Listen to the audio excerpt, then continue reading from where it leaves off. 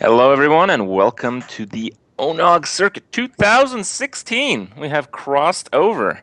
I'm Crip, and I'm joined by That's Admirable. We haven't really cast too much in a little while, but we've been chilling out here, waiting for the tournament to start, and we're feeling pretty good. I hope you guys are excited. We have some pretty cool Hearthstone matches ready for you guys. How you doing today, Admirable? I'm doing fantastic, man. It's been quite a while. Yeah, the Aces Play It Cool event, I believe, is the Oh, that was some 24-hour time ago. streamathon. Yeah, 12-hour stream, 12 hours of casting in a row. It was a great time. Happy to be here for this event, though. Seeing top four of these guys who fought through an open event, and they're here to play some games for you guys today. Yeah, there were a lot of players. It seemed like there were, I think, 64 players that were in the open event to qualify for today's tournament. And here we are in the final four that we're going to present the matches and show you guys what's going on. Out of all the participants, I took a look through and saw a lot of first timers, that kind of stuff. I didn't recognize that many names, just a few here and there. But when it came to the finals, well, it's quite a few familiar faces. We have a Shup versus the Rat in our first match, and then our second match will be Phone Tap versus Chalky. So some of these players, a bit successful. Some more than others, but definitely recognizable. It's somewhat of a starstruck Final Four here. Yeah, to me, the fact that we had three players that have been so recently consistently performing in the points race for this winter championship that's coming up is really, I think, a very big talking point. The fact that you see three of these guys that really stand out in the top four of this event, it really speaks to how much practice and effort they've been putting in. You know, you practice that much, eventually your results are going to start to show through. That's right, and they are playing for some things that matter quite a bit. It is the start of the year, but Blizzard has made some announcements recently trying to amp up the competition on their World Championship, and this is in fact a tournament that awards World Championship Tour points. I believe first place gets 3, second place today gets 2, and third and fourth get 1 point apiece. They're also playing for some monies. First place taking home 500, second 300, third 150, fourth $50, and they're also playing for Geico points. You guys are probably, what are Geico points? Well, we're going to have quite a few tournaments throughout the ONOG season this year, and the Geico points will basically put people ahead and into some of the feature tournaments. So there's going to be the open tournaments, and we're going to see who does well in those. And over time, there will be these more structured tournaments that are basically going to be invitations for people who've done well in the other one. This is kind of a way to quantify how well these guys have done. Yeah, all this is actually going to culminate into a final event at PAX Prime in August as well, where over the course of this circuit, $60,000 is being given away. It is only open to U.S. residents. But if you guys want more info about how you can enter these tournaments and start competing, you can go to geico.onog.gg and find out more information about it. And you can also, once you're there, enter for your chance to win an Alienware X51R3 PC. And you can see there right in the middle. It's very easy to enter, so make sure you guys check out the info and put your little raffle ticket in the bucket. Maybe you can come home with a little bit more than entertainment after tonight. Yeah, I personally am kind of in the market for a new computer myself, so maybe I can enter the raffle and see if I can try my hand at some luck. You know, maybe my Hearthstone luck hasn't been the best in the last season or so. Maybe it'll turn around right here. I heard you did quite well in one of the ONOG. I think ONOG had a match at PAX earlier last week, and I thought you did pretty well in that one. I did okay. They had an open event at PAX where if you were there at the venue, you could just walk up and sign up. And Hmm. Monk told me I should play in it, so I gave it a whirl, and we won it. But I that's mean, kind of winning's just that's how okay, I right? expect to do when I enter a tournament. If I don't win it, I'm going to be very disappointed with myself All afterwards. right. Being such an esteemed player with 0 wins prior to that one. All right. Well, the players are about to start. Again, our opening match for tonight is going to be Shup versus the Rat. The Rat used to be a very well-known patron player, but Blizzard has changed his fate a little bit in recent times. So the Rat has tried to move along with more standard decks. The Rat is bringing Druid, Paladin, and Warlock, and Shup is bringing Druid, Paladin, and Shaman. Now, what's your take on this Shaman deck? It's probably going to be the I point things at your face Shaman deck with Overload. You like Yeah, this? that's one of the stronger builds I'd say of Shaman that's going to be out there right now. Is Mm-hmm. play your guys, start attacking. It's not a really a subtle strategy. You just kind of get going. But something that's kind of surprising to me is that the Rat's actually not playing this build. In January, I know that he reached rank #1 on ladder at some point playing that specific build and Mm-hmm. was doing fantastic with it. But last season, he also reached rank #1 playing Zoo in February, or I'm sorry, in January. It was December and January of the seasons, not January and February. Mm-hmm. But typically, he's been doing fantastic with aggro decks. So I'm a little bit surprised that's not in his lineup because right now, I think this is one of the best ones that's out there. All right. Well, the Flame Juggler is a ridiculously good counter here to the 1/1 spam. Yeah, it does pick up Keeper of the Grove, though. That's certainly one of the more important cards, I'd say, in this matchup. Just being Mm-hmm. able to get something on board and disrupt your opponent's board is really what this matchup is about. When the Shaman gets going, it will absolutely punish you for not being able to answer all the minions they play. Yeah, and that Tunnel Trog, if it was not answered, it would have been a 3/3 behind two taunts. So, and that the swipe would not have traded very favorably either, and a bit off curve. Um, Man, this hand is a little bit clunky here. He's got the Innervate, which usually gives you a lot more options, but it seems like he's going to have to use it to Ancient Allure because otherwise, neither of these two are going to be played. Yeah, this is sort of an interesting spot here too. I mean, typically in this matchup, I would say you want your Ancients of Lore to actually be healing you to offset. I mean, your minions are so big and so efficient that you fight pretty well against what the Shaman typically opposes. But here the Rat's having to use this to actually draw cards. That being said, he did Wild Growth and then Innervate into this, so getting it this early might present a big problem for Shup just because the Rat's having so many more options. If he can't really mount a solid offense here, we could find this maybe turning in the favor of the Rat and getting his own offense mounted before Shup is able to close. Well, we'll see. It looks like the Shaman will get quite a bit more damage before the Rat can begin to recover, though. A Lava Shock frees up 2 crystals. He has the coin to play up to 3 mana here. Looks like he's thinking about using the coin to try to put up more taunts on the board.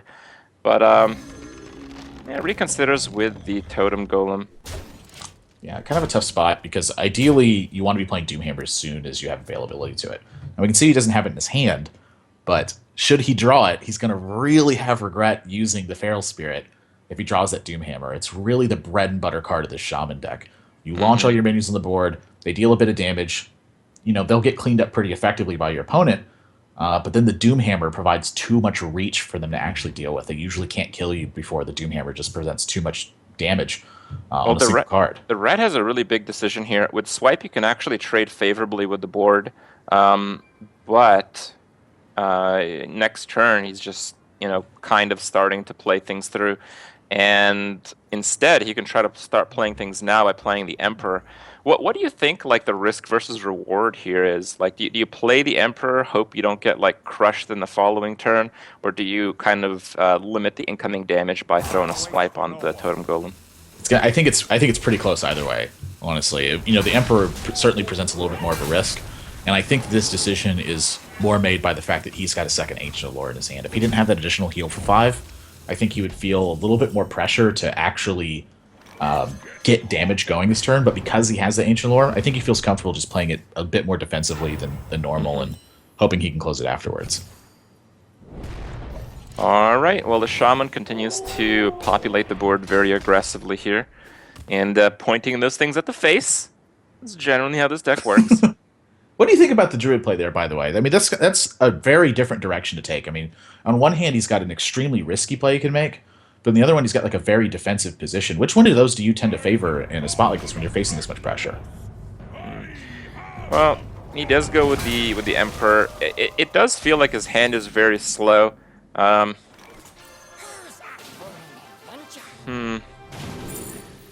I mean, the Force of Nature really would not have done very much. It would have cleared a little bit, but even less so than the Swipe would have last turn. So I think that's probably his decision making. He's just going for, the higher value play in terms of the board state. Yeah. Oh my, this is going to be certainly a close one here. Shoop just picked up a Doomhammer and a Rockbiter. thanks to that life tap from Sir Finley. I mean, that's 10 damage from hand next turn, plus the damage he has on the board right now. Right, but we have to consider that if the rat heals himself, I believe he's out of lethal range, um, and Emperor's Tick will put a 22 damage combo on the board. So if either minion stays alive, Yeah, it's actually 23 damage with hero power next turn as well, and Shup happens to be at 23. So Shup actually needs the damage to end this game this turn. 5, 6, 7, 8, 9, Well, 10, 11, 12, 13, 14, 15, 16. if he clears, he doesn't die. No, the rat's got access to 23 out of hand. With Is it Force 23? Nature, 2 Savage Oh Wars, yeah, and he the can hero power. The hero power puts him over. Yes, that is actually a very crucial thing to note right here. Shup needed the damage to close this game. If he rolled 6 on Crackle, how much damage would that be? Well, he's already pointed at Ancient of Lore, and Shup doesn't have the damage to end this. Yeah, the 6 Crackle would not have done it because Rockbiter would do the same damage, and he couldn't play both. So he was off lethal no matter what. Yeah, I don't believe there was any kind of play I don't believe there's any play that Shup would have had to not lose here. Yeah, I totally agree. The rat he had the defense mounted early. The second Ancient Lore healed him up, and this is his hand after 2 Emperor activations. You're just not going to beat that. Nope. Wow. I mean, what a game. And this is why Force Nature Savage Roar is one of the most balanced combinations in the game. Yeah, I mean when Blizzard talked about how they're going to restructure the ladder and tournament structure, there were quite a lot of guesses at what cards in the classic set might receive some change, and that is one of the most popular ones. I'm going to be very anxious to see what people can do with the Druid. I don't feel Druid is a bad class if you take that out. We've seen ramp Druids and that kind of stuff kind of work over time, but man, when it's just so tempting and so easy to put those cards in every single Druid deck, exactly for the reason that we had just witnessed. Yeah, I mean, just the ability to have such a high end game reach potential with those cards, as well as Force Nature being able to couple as a utility spell in the right situations. That's really, when I think of changes that could potentially come from those sets, Force Nature definitely comes to mind. I think Savage Roar is an okay card. It requires a bit of setup and your opponent to have ignored the minions you have in play to really be too effective. But Force of Nature really feels like the card that you can do some damage to, and rather than just see that card's cost increased, I think I'd like to see it continue to be tilted in the vein of a utility card. Say it makes, just pure speculation here. Say it makes 3 1/1 charges that can only attack minions for 2 mana. That seems like a great anti-minion spell.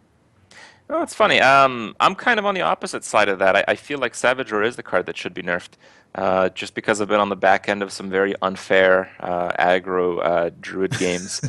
So yeah, maybe I'm just being a bit upset about that. But it does feel like all these cards that potentially can seal out a game very quickly, create situations that are easier to abuse than even the 9 mana combos. So Yeah. In either case.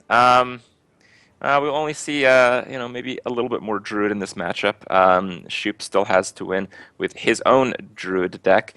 These players, their main difference is the Shaman and the Warlock.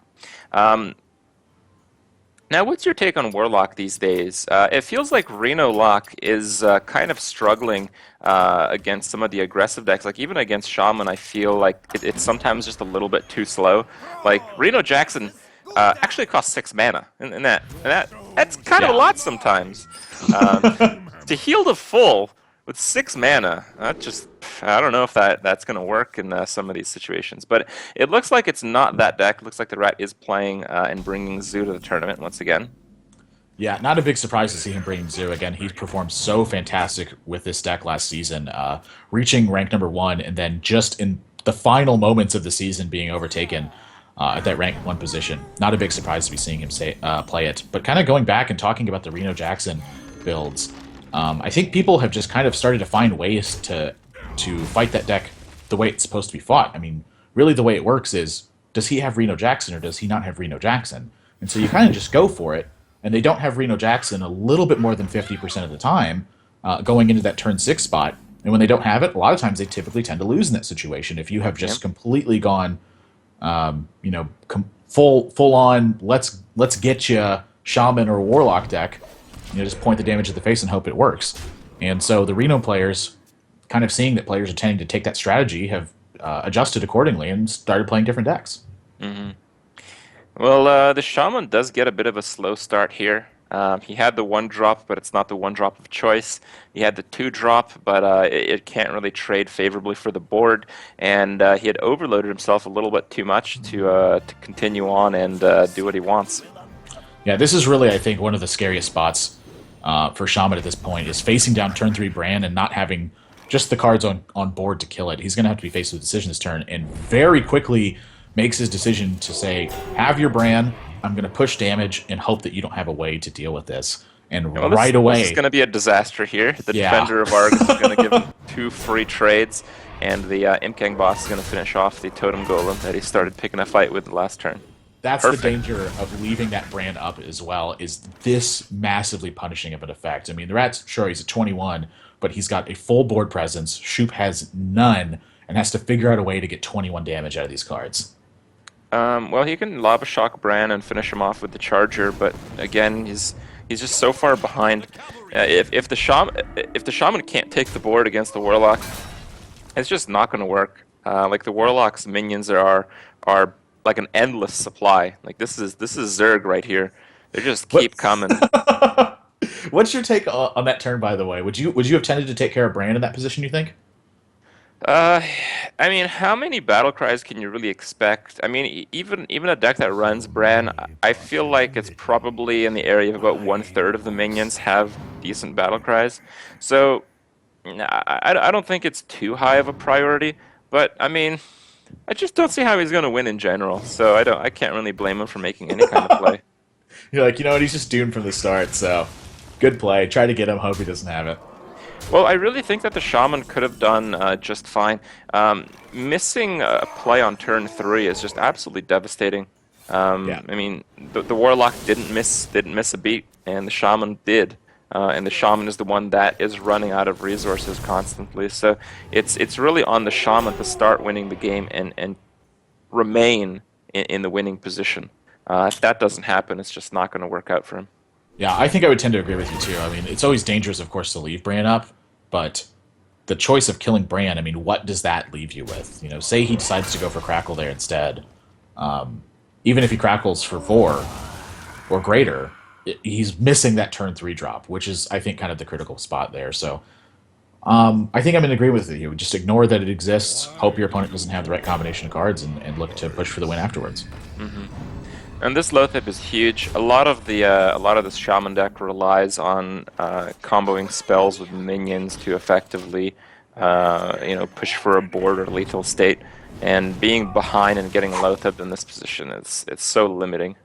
Yeah. With that, if that juggle had missed, the Rat actually had 20 points of damage this turn with 2 power overwhelmings as well. So still a little bit off here, but with a commanding position on the board. I don't see him lose control of this one. Well, that was a bit unlucky there. Continues to clear a bit as well, but again, just in such a commanding position, it's going to be, unless Shup has got about 16 lightning bolts tucked under that lava burst there, I don't think he's going to pull this game out.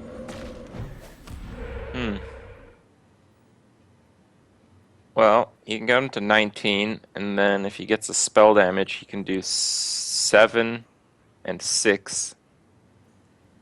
Actually, I think he could win.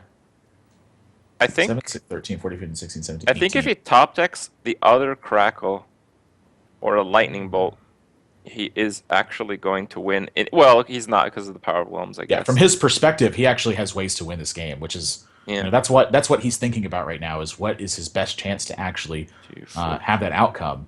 It's very difficult for him to ever know the Rat's hand is exactly power overwhelming. In fact, that happens so rarely that I would tend to just ignore that. And hope for the he best. actually had a chance going into this game, or this turn. I mean, if he got a taunt totem and used the Rockbiter to clear the doggy and then top deck the Crackle, and then Max rolled all three with a spell damage totem next turn. That would have actually done it. You know, unfortunately, Not quite. not his time today, and he sees two power overwhelmings, and he's had enough. Shoop's going to scoop this one up. Rat taking a very quick 2-0 lead here Against the Shaman. Yeah, maybe this Shaman deck is you know, here's the thing. I don't think that he's been doing anything wrong. I think so far just Rat's hands have lined up very well versus what he's trying to present. I mean, his hand versus the Druid was very strong, but Druid opened with Wild Growth, had a Keeper of the Grove, had Swipe on a relatively weak board, and then had two Ancient of Lores to gas up and then also heal themselves afterwards, along with Force of Nature, Savage Roar to end the game. I mean, that's a tough one to face against.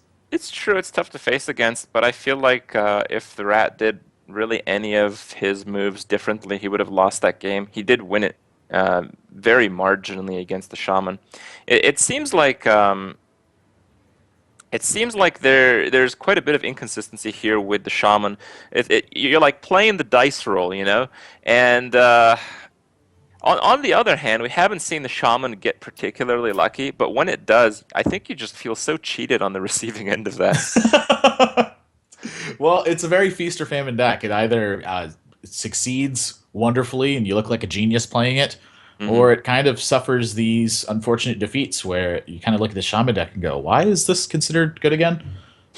We're seeing sort of the famine side of it so far, where he hasn't really had super strong openings. Has yet to have a turn 5 Doomhammer. That game he had to face down unchecked Bran into Defender of Argus. Yeah, that's insane. Those are the dream starts versus this Shaman build. So the fact that the Rat has had builds that can actually come correct with these kinds of opens, I mean, that's a good call in his own right to know that this is a very popular build. Especially in tournaments right now, where it puts a lot of pressure on some of the lineups that are more, pointed at killing control decks, and really trying to punish the fact that this is in his lineup. I think this is a good choice for him so far. But this opening hand from Shup looks much better, and the Rat's opening hand does not look good at all. It's also a favorable matchup for the Shaman. I think the main reason why Shaman is a successful deck, not only in ladder but also tournaments, is because this Paladin deck it's just not going away by itself. Yeah, it's definitely true. This has one of the most powerful curves in the game, where it starts scaling as early as turn 3 with Muster for Battle and continues to play just the best stat for stat minions in the game every single step of the way. And with the Mysterious Challenger not only being such a huge stat minion, but also thinning your deck so that your card quality improves as well. That's a lot of stuff to have to deal with. And just like you mentioned, this is such a powerful and popular deck right now. This Shaman deck is really made to beat this. But the Rat hasn't queued up until game 3. Knowing that Shaman's in the lineup, he wants to try to punish that it's there by waiting to queue this deck into its unfavorable matchup. Yeah, well, if you looked at the matchups going in, they were playing the same classes with the only difference favoring Shup. So the Rat just tried to delay that as much as possible, and so far it has worked out very well for him. So what's kind of your take on this Secret Paladin deck? I know a lot of people think that this thing needs to be nerfed into oblivion. I actually think it should be nerfed for a very different reason, but I'm curious your thoughts on it.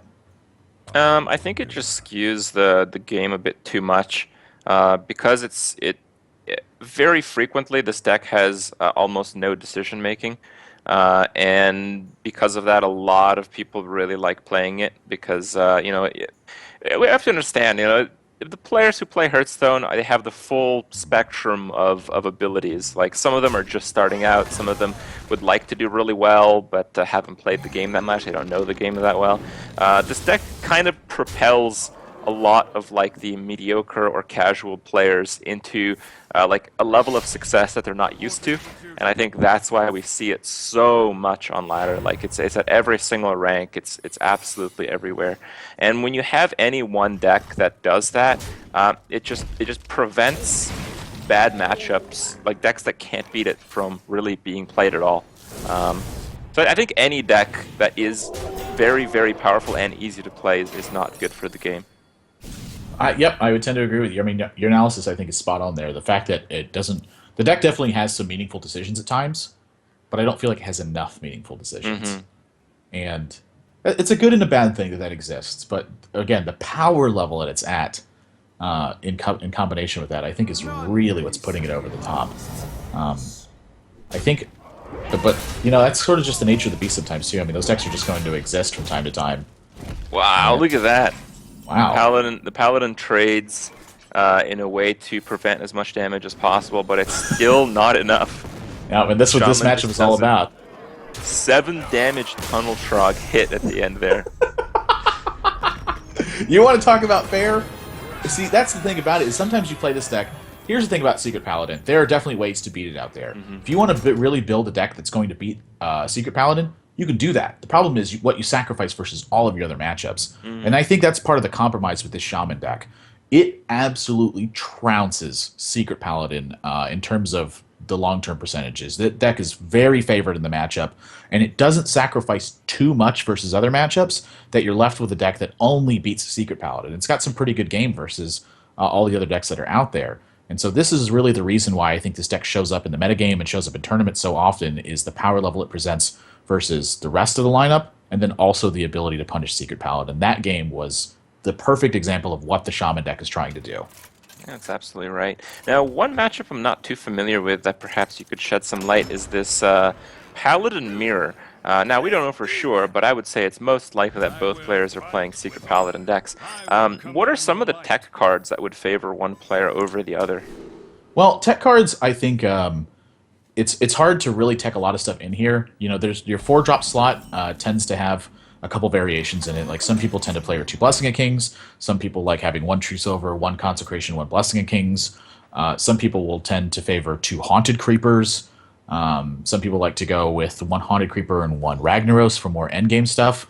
I would tend to think that the people who are more oriented in the early game have the advantage in this matchup. I mean, you're so often fighting for the board early on that the first person to get a Mysterious Challenger with board presence is usually the one who's favored. If you don't have anything on board, the Mysterious Challenger is trying to play Recovery, which can leave you in tough spots. So the guy who kind of fights for the board early better on is usually the one that comes out on top of this matchup. So that second Haunted Creeper doesn't seem like a lot, but the difference between having a Haunted Creeper and a Ragnaros on turn 2 in your opening hand, that could be the difference between winning and losing at times. All right. Well, here we have a very interesting situation where Shup has the better early and mid game cards, but they just match up so poorly against the board right now. Yeah, that's the other thing too. Is actually at times playing Secret Keeper on turn 1 can put you in a spot like this where suddenly you face down a shielded minibot. You don't have a real way to answer it. Your opponent gets to trade a Divine Shield for an entire card that you played. All right. Well, the muster for battle starts bringing back the game, and the rat has basically no play on turn 3. He's going to have to do Avenge Guy, or he's going to do Avenge Secret Keeper. That's a little bit stronger, but he's reaching for the Secret Keeper right now. We're seeing exactly what you mentioned. Like the players are just scrambling to play whatever they possibly can every single turn to try to keep up or take over the board. Yeah, I mean he does have that 6, 7, 8. Follow up with one of the strongest sequence of plays I think you can make in consecutive turns. The problem is he's got to get to that point. And so, again, sort of what we saw with the Shaman deck, where it just ran over Secret Paladin before he had a chance to start. The rat never had a chance to recover. His hand right now is constructed in a way to where Shup is basically playing the exact same matchup he just played. He just wants to play a bunch of stuff, try to run him over, and get going. And here we see True Silver Champion and 2 Blessing of Kings in Shup's deck. And when I see this much presence at the 4-drop, I would tend to say that he's cut Consecration from his build. He wants to have a minion on board and take advantage of the fact that it's there. And I think in this matchup, that's absolutely correct. Consecration is playing Recovery. You don't want to recover, you just want to stay ahead the whole time. All right, he makes the attack right away. I'm kind of surprised to see that because if it's Avenge, you can't really fix that. But if it was Get Down, that would have been a travesty. Yeah, I mean, definitely could have ended disastrously there. And speaking of disaster, the rat has no play this turn or on turn 5. How is he going to live to play these cards in his hand? I mean, this deck this is all of its top end potentially. There's a chance that he does not have another card that costs 6 or greater in his deck. And he's got them all in his hand right now. The other thing to note is that because the rat is going second, that seems to play quite a big difference from what I've seen. if you have the turn 6 Mysterious Challenger, if you're playing your Mysterious Challenger right after your opponent played a Mysterious Challenger, you're in horrible shape most of the time. Yeah, and picks up a muster for battle, but this may be too little too late. Shoop's hand is just so good at fighting this position right now, and I can think of a draw I think he'd love to pick up right about now. That's not that one. And redemption was it! He's actually doing okay, but no, I feel like this Mysterious Challenger is going to come. I feel like the Rats basically made it. Like with that muster for battle draw, I think he's going to have enough stuff on the board to stabilize, and those big heavy minions are going to most likely push him over the edge here. Yeah, we'll have to see how she wants to play this one. Is going to go for hero power and redemption, try to get the most out of this juggler as he can, and save that Keeper of Uldamon to try to swing that Mysterious Challenger turn back in his favor. And I actually like that he's going for this way, because if he chooses to use the Keeper of Uldamon here, how on earth is he going to beat a Mysterious Challenger? But in this position, now it's looking like he may have some legitimate game against it. Now, how would he have used the Keeper of Uldamon? He'd have to not play the juggler to use it properly. That would kind of suck. Yeah, I mean, just to get an extra body on board, really. I mean, the fact that he's got Avenge plus the Redemption, I think he's very happy with just holding on to the Keeper of Uldamon. This is just a more statistically efficient play as well. Ooh, that's a rough juggle, though. He really was looking for that snipe on the 1-1. Now, this is going to be... It's going to be kind of interesting, though, because he does have an 8-7 in play. And he's got the 1-1 to check the Noble Sacrifice, too. So he's got a 2-turn clock here. With this 8-7 right now, all he has to do is get past this point, which it looks to me like if he procs Noble Sacrifice, yeah, uses the Keeper of Uldamon to take the Mysterious Challenger down to a 3-3, I think he's got it locked.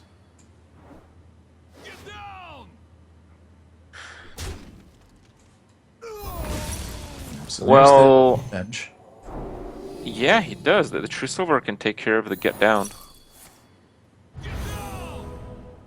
Yeah, he's going to keep Revoldem that Mysterious Challenger down to a 3-3, so that Avenge plus that extra body, no good at the moment.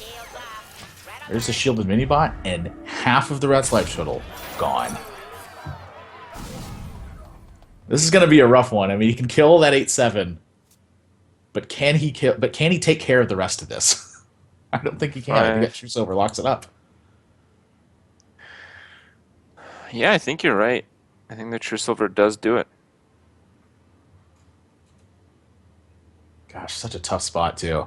I'm trying to figure out a way. No, I don't think he's got anything, but he's going to take his time. He's going to assume that Shup doesn't have anything that can push for any additional damage, and given the best case scenario, because usually when you're about to lose, if the worst case scenario kills you, you're just going to discount that, and you're going to play against a potentially terrible hand. Yeah, I mean, from his perspective, Shup's got one card left. He's seen two Blessing of Kings. True Silver Champion's the last bit of reach left. So in his head, if he gets past one turn, he gets stabilized with Tyrion. That's what he's thinking about. Mm-hmm. So going to try his best. But at the end of the day, Shup has just enough left over. He can fight through that Noble Sacrifice, and then use Keeper of Uldamon and True Silver Champion. We're going to game number 5. Unless there's a sequencing error. No sequencing error. He's like, the 3-4's coming in first. Yeah, Shup is... I think Shup's actually done a fantastic job on this set so far. Absolutely. Really playing to his strengths and ignoring all the weaknesses. You know, sometimes your weaknesses, your opponent has to have the right cards in order to punish those at times. And so the fact that he's chosen to ignore those very often so far, a lot of strong play we've seen from him. Our final game will be the Rat on Paladin and Shup on Druid. Now, Druid is also a class that hasn't seen too much innovation, but there has been a little bit. I'm kind of curious on your take of some of the newer Druid decks. There's been Aggro Druid, which is a little bit more early game. I think a lot of those have cut Ancient of Lores and Force of Natures just to kind of push for the biggest board possible and end with a mid-game Savage Roar. And there's also the Egg Druid that plays a very similar type of game, but with a little bit more buffs. So, yeah, I'm kind of curious. What do you think about those decks? Well, you know me, I love Aggro Druid a lot. Definitely something that's good. in the metagame right now. But I tend to think that the Druids have been going for mind control tech recently over Shades and Exoramus definitely could present a problem uh, with some of the decks that are with some of the aggro matchups that are out there. Hmm. Man, my control tech, that's one of those cards that is very demoralizing, both playing with it and against it. It's one of those Yeah. cards that you just remember all the worst things that ever happened. It's played against you, they take your biggest minion, then you put it in your deck, and you just never get to play it except that one time where it steals like a 1/1. It's definitely true. Something to note about, by the way, Shup has he's been playing for about 2 straight hours now, leading up to this event, and sort of a little bit of information about Shup in the past year. He's played in almost every open event in the last couple of years. And won a few points off of making some of the land finals in some events. He qualified for the and completed the ASUS Assembly Summer 2015. He's currently playing in 2 tournaments at the same time right now, apparently, while he's in this event. And Hearthstone just looks like it's been such a big thing for him. He actually owns a gigantic physical copy of a Molten Giant, and he works as a software developer. So this guy, really got kind of a big footing. It looks like in gaming, and Hearthstone clearly a big passion of his. Glad to see this guy having some success in these tournaments right now. Yeah, a lot of players, who do want to do well for the World Championship Tour, they really put all that they have into it. And I think especially at the start of the year, that has like, a morale factor. So if you're like in the top at the start, you want to keep going, you like feel the drive. But if you kind of get lazy in the first part of the year, you're like, oh man, I have to win this tournament to just catch up. Oh, what do I do? So it's definitely awesome to see some of these players show their dedication, going into every aspect that they can put it into. Yeah, sort of that morale effect too. It's the beginning of the year. When the new year rolls around, everyone makes their resolutions. Like for me, for instance, I went out and joined a gym, and then promptly in the first 2 weeks had a slice of cake, and haven't really been back to the gym since. Gonna feel Yeah, like I'm gonna need to run a few miles at some point here in February to make up for all the lost time that's been in there. Game number 5 is getting underway, and that is a Jeeves and a Cult Master we see in Shoop's opening hand. Griffin, I think this is Egg Druid. is it? Yeah, I think you're right. I think Cult Master is a bit of a rarity, but I've definitely seen Jeeves in this deck, and I Oh, mean, Cult Master seems like it makes a lot of sense. those are definitely some eggs. And I wanted to talk about this build. I'm actually not too big of a fan of the Egg Druid build myself, but having the thousands and thousands of Druid games that I've played, I have pretty much never played without Wild Growth. Hmm. And the only times I have, it's when I've had Leper Node. So this build, honestly, I don't have a lot of experience with it. I have quite a bit of experience against it, though. This deck is Yeah. looking to get on the board as early as possible and try to punish the opponent maximally for that. If this build gets disrupted, it can tend to suffer a lot via the lack of important mid to late game cards. Hmm. It's trying to take advantage of the board now, and it looks like he has an opportunity to do it. Oh, it looks like this game is over. Are you serious? Like the paladin strives on playing a lot of minions that are like 1/1s, and it's just too many to deal with. And the egg druid just goes through that amazingly well. Like, a 1/3 taunt dragon egg is insane. Like, Just look at the rat's body language when he saw that Defender of Argus going out on turn 3. He's like snapping the head back and forth, like, "Oh, this is gonna be a rough one, boys." Now, that being said, he does have a pretty heavily weighted hand, so if he gets past this initial assault, he could be in okay shape. The problem is he's got to get past the initial assault, so this is going to be a tough time for him. I'm struggling to see a turn where he doesn't actually use Keeper of Oldemon on this one. I mean, maybe Pilot Shredder has to come down. You just have to invest in future turns.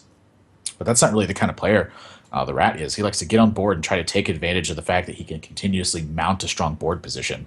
So I think that's what he's going to go for. it is what he's going to go for. Also, it's great to see some of the strategies unfold already. I mean, the thing I had just noticed is Sheep is basically playing 3 decks that beat Secret Paladin. So his strategy going into this tournament is targeting that one deck, just knowing how popular and good it is against most other decks. He's just bringing 3 decks that beat it pretty consistently, and the Rat is taking the more traditional strategy of just bringing his 3 best decks to the board. Yeah, so Shoop with just all the options on his side right now. I mean, he really doesn't have a bad play. He could kind of just, you know, roll the dice to choose his options right now and still be all right with it. Like he's going to innervate out this keeper. Don't blame him for that. Easy trade on that 3-2. And he even wants to trade up the dragon instead of having a wider spread on the board. So a little bit of considerations for consecration taken on his side as well. Yeah, I don't know how much he knows about the rat, but the rat does seem to be playing a fairly traditional Secret Paladin deck. Not too much wild stuff. Yeah, definitely, kind of player I think that's capable of cutting consecration from his build. Just being okay with the fact that when he gets overwhelmed, he gets overwhelmed, and the rest of the time looking to just always be the one pressuring his opponent. But he is definitely behind right now, and Sir Finley's going to look to extend that lead even further. Not the greatest Hmm. options. Totem's certainly not bad with all the Savage Roars you have, but he can already fill his board up this turn with Echoing Ooze, so I don't see him going for that Yeah. option.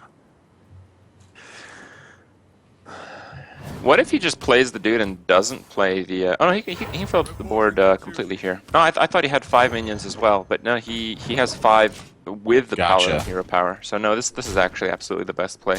Well, Gives him a massive Savage Roar. This is a 14 damage Savage Roar. Probably gonna drop to 12 from the True Silver hit, but that's still very sizable.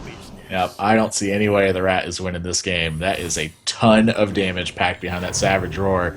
And Shoop's open, and 3 zeros the Secret Paladin from the No, Rat. Unbelievable I don't comeback. believe he has lethal, does he? Oh, Oh yeah. yeah, yes, easily lethal. Never mind. You just said it yourself. Savage Roar was 12 damage. Yeah. That's a ton. It's not very often you can get 12 damage out of that bad boy. Yeah, but that board had like no attack on it. What do you mean? It had 3, 4, 5. He had 8 attack among his 6 minions in play. Yeah, that is going to do it. Shup counters the Secret Paladin successfully. And my guess, I mean, this is an open tournament. My guess is he is very used to doing that. And Shup will advance. Yeah, wow. I mean, what a comeback. I mean, to start 0-2 of the series, your mentality just has to be shot after that. But you look kind of looking at his face, he didn't really seem like he was phased by it. It almost felt like this was a normal thing for him, where he's like, "Oh yeah, of course, I'm trying to play against this Secret Paladin deck. Let's get it queued up and then show you what my lineup actually does." Now he did have to run the Secret Paladin mirror match, where he took the lead and kept it the entire time. So, Hmm. a bit of a tough one there for the Rat. But the other two matchups, those are brutal. I would expect him to lose those two games most of the time. Yeah, yeah. All right, guys. Well, we still have quite a few matches for you guys left. Today we will be covering 4 matches. We had just witnessed our first Shup versus the Rat. Shup coming up, the victor of that one. Coming up, we will have Phone Tap versus Chalky. And then the winners and losers will play each other for the first and third place. There will be a distinction between third and fourth place throughout all the ONOG tournaments. And, because a few World Championship points, a few extra Geico points, and a little bit of a monetary difference to consider that sometimes is worth outlining. We will take a little bit of a break before we get back into action. In the meantime, if you guys do want to go ahead and check out geico.onog.gg, check out what's going on this season, this 2016 ONOG circuit. While you're there, you guys are welcome to enter to try to win an Alienware X51 R3. Very easy process. Might as well throw your name in the bucket. Maybe you'll win. Why not? And yeah, it's been a great run. We'll be right back, so we'll see you shortly.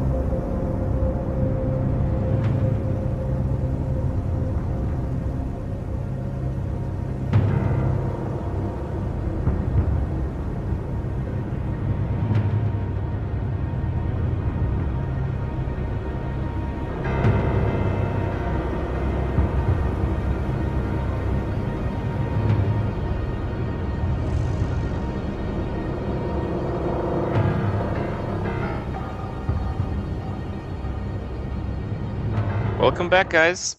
We're gonna hit up our next match here, and it is gonna be against it's gonna be Chalky versus Phone Tap, two quite successful Hearthstone players all throughout. And it's amazing that these guys actually qualified through what I would consider a pretty large open bracket. Now, Admiral, you're no stranger to just dropping your name in the big tournament and kind of doing pretty well. How is that experience? Like, what kind of strategy do you bring? I feel like a lot of the more professional players bring very set strategies, like to try to target a deck very similar to what Shup did. Like, what is the approach? Because it's very difficult to go through such a random field so consistently. Yeah, so there's two things I think to consider when you want to play a tournament, which is number one, do I want to play a lineup that targets people, or number two, do I want to play the lineup that people could potentially target? And so what I've tended to favor in the past is just playing whatever three decks I'm winning with at the most. I'll keep track of my stats. I'll look at the top three decks. Hopefully, I see three that are above 60%. I pick those three. Let's go. Let's see if you have a lineup that can uh, beat this one in a best of five. The other Hmm. side of that, which is kind of like what we just saw from Shoop, is pick a very popular deck in the format and then hope that you have a lineup that can absolutely trounce that deck as well as having a little bit of game versus some other stuff. So kind of looking at these lineups, a lot of people are playing Shaman in their lineups as well as also playing Paladin. And so sort of the way that I'm looking at it is it feels like people are kind of tending to pick decks that have just been performing very well for them Hmm. recently and not really trying to be a little bit too tricky with them. Shoop, I think, took the right approach if he was going to take that option. But here we see Chalky and Phone Tap again, very Yes, similar labs, both having Shaman, and that's a Sea Sea Giant Giant. Warlock. It's Oh my back. gosh! And It seems like Chalky, a good choice. I mean, that deck feels like it would do well against Paladin and Shaman. And I mean, those are. I mean, okay. Let's tally it up. We've seen three druids, three shamans, four paladins, uh, and two warlocks. Right? Those are all the classes for our four finalists. yeah, so That's right away. Wow, Abusive Sergeant right into Tunnel Truck too. Just got to get something going. I do believe it is Chalky who's on the Warlock here. Phone Tap's lineup was Shaman, Paladin, Druid. hmm. Chalky's was the one with the Warlock here. So not the greatest start with Zoo versus Shaman for sure. And we'll have to see what this Finley fetches in the meantime. But What do you yeah, think kind the of ideal one is against Warlock? Is it the I Hunt alone, or do you want some board presence, maybe like Paladin dudes? it's kind of tough to say. I would think a lot of it's going to be situationally important as well. So like for instance, in this situation, I could definitely see going for anything that's going to put pressure on the board. Hmm. If you can manage to just keep one health stuff in check, it looks like implosion may be one of the only ways your opponent can come back into the game right now. Being able to continuously tick away at that could be very important. Hmm. But typically, I would agree with you. I think the hunter one is considered the most powerful simply because of the reach that it gives your deck. Well, it's a pretty tough decision here for the Warlock. He played the abusive willingly, but removing 2 health off of Finley is not quite as valuable. Yeah, I mean, definitely not quite as good. But when Apparently, it's valuable enough. when you don't have options, you don't really have options. You got to get something on board and hope that you can cut into damage as much as you possibly can. What do you think if Power Overwhelm worked like Ysera's Nightmare, where you could maybe play it defensively on like a taunt minion? I I think think that it'd would be be a lot cooler. I think it'd be pretty busted then because it would just die at the end of your turn, right? You'd have to change the wording on it. Oh, Oh, you mean it would die like at the start of your next turn. gotcha? Okay, so I see what you're saying because the way I was picturing it was you can cast it on your opponent's minion. Like that's the thought that popped into my No, no, head. no, no, no, no. Yeah, I think it'd be pretty cool to be able to cast it on your own taunt. It might be. I mean, I think the card's fine where it is though. Hmm. It's already powerful enough. 1 mana, 4 damage. I mean, Overwhelmingly powerful, in fact. that one doesn't even make you discard a card. Yeah. All right. Well, man, all these minions are pretty difficult to deal with. The implosion is going to come down to try to score a bunch of 1/1s on the board, and it is going to be three of them. That is I'm- pretty good, but Phone Tap has that Flame Juggler. It's amazing to me how well this card works with the Shaman deck. Wow. well, I mean, Or this doesn't. is- Or doesn't. see that's a very Kriparian flame juggler. I feel like. Mhm. where like this is just the typical game, and you're like, yeah, well, why wouldn't it go to face? And it's a 25% chance for that to happen. Yeah. Maybe you should just play more long shots. So always go for those Ragnaros hits to face. Well, that dagger does serve quite a good purpose here. It just narrows down all the efforts that Chalky could be making here. Yeah, Phone Top very much understanding Oh, its gameplay man. as well. Play stuff and attack. Attack minions incidentally, not when you can otherwise push damage and really not get that punished for it. Chalky's actually going to go for Dark Peddler here just to try to find anything to help stabilize the board. Well, And those are a two pretty good realistic cards. choice, yeah. Which one That's do you take actually a here? very tough choice here. The Immortal Coil lets you control the board a little bit better right away, but it's not much better because, I mean, you're really just removing 1 damage extra on the board, I believe.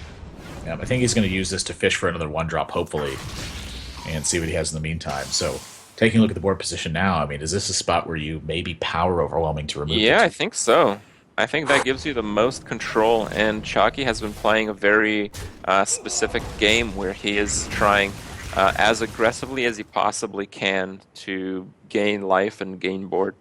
Well, there's the Doomhammer, so that will take away the effect from the hero power that Finley's given, but definitely represents a lot of long-term damage.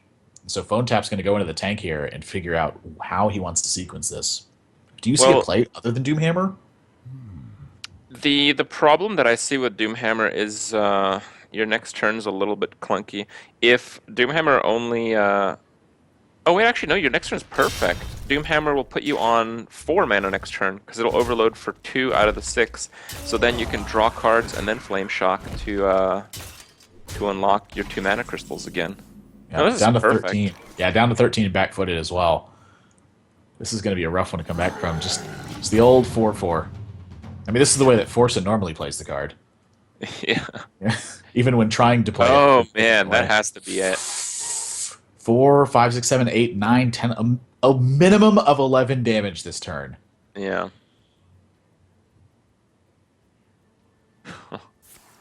He's This gonna could go be for it. It just needs to roll 5 or higher and the game is done. Yeah. Game is done. Yeah, sometimes you just critically hit those crackles and you end the game a little bit earlier. This game was pretty much, I think, done from this position anyway. Chalky just fallen so low on life and fallen so far behind on board. There just wasn't a realistic recovery here. And that's what part of makes the Shaman deck so powerful, is that Tunnel Trog opens up very well versus 2/1 statted minions. And you saw there 2 Abusive Sergeants really just not making the cut. There wasn't a single step where Chalky had initiative in that game. He had a little bit initiative when he did the implosion and it didn't totally suck, hitting for 3 and only losing 1 guy and not to the juggle. Maybe if he had another abusive there, he could have fared a little bit better, but I think he lost by quite a large margin, as the Shaman had plenty of damage left to go, plenty of card draw. So, yeah, another Shaman victory here. Wow. Looks like Chalky's converted. He's going up to 2 Shamans. There was a little bit of a mistake there. It is Paladin, Shaman, Warlock left for Chalky versus Druid and Paladin for Phone Tap. And so far, we've been seeing aggro be very favored as the choices. And this is the top 4 of this event, so these have been the best performing decks so far. To kind of give you an idea of this open, we mentioned 64-player open, but there were quite a few notable players in here. Phone Tap actually beat Muzzy coming into this, and Muzzy right now seated, I want to say number 3 in points in NA, but I know he's in the top 10 for sure. And Chalky actually beat Teray in this event, who was at BlizzCon in 2014. He was actually, in my opinion, one of the strongest performing players in terms of just technical play in that year. So 2 very strong opponents that they also had to take down on their route here. That's an equality. Yeah, that is an equality, and that's really interesting to me. That choice would be in there. Could it be like the more mid-range control Paladin deck? It still feels a bit weird. Well, we also Even then. see Noble Sacrifice in there, so I would be astonished if this wasn't coupled with other Secrets and Mysterious Challenger. But Equality might be sort of a nod against some of the heavier mid-range decks where he wants to be having a better option than Ironbeak Owl to get the job done. You have enough 1/1s on board. Equality can be a massive swing to what's going on, where Ironbeak Owl really has a very specific use. We're shutting off one taunt, and that's basically it. Where Equality can actually level a board if you're just facing higher pressure. I'm kind of curious if just the existence of this secret paladin deck and its dominance is leading all these players to bring aggressive decks to tournaments, because it seems to be just the better counter. To beat the paladin deck, you just need more aggressive decks. Yeah. I know there are decks like control decks that are deliberately anti-aggro, but I also know that a lot of those don't work so well against the paladin because the paladin is very much a special case. Yeah, it's just got such a heavy hitting curve in the high end that you have to check it every single step of the way. It's not just about the early game. Yeah. But yeah, I would tend to agree with you. The other thing too is that the aggro decks in general perform pretty well versus Druid. I mean, one of the things that Druid suffers against is just their opponents going very wide on board and then overwhelming them. So just the fact that you have very strong plays, on turns 1 through 4 to get that overwhelming pressure, very strong against one of the most popular decks in the tournament circuit for basically as long as there's been one. All right. Well, what's going to happen here? Muster and some juggles. Was there a redemption? I think it's Competitive Spirit and Avenge, right? Yes, it's Competitive Spirit, Avenge are the two secrets down for Chalky. There you see the Avenge. Okay, well, those are excellent juggles then. Activating.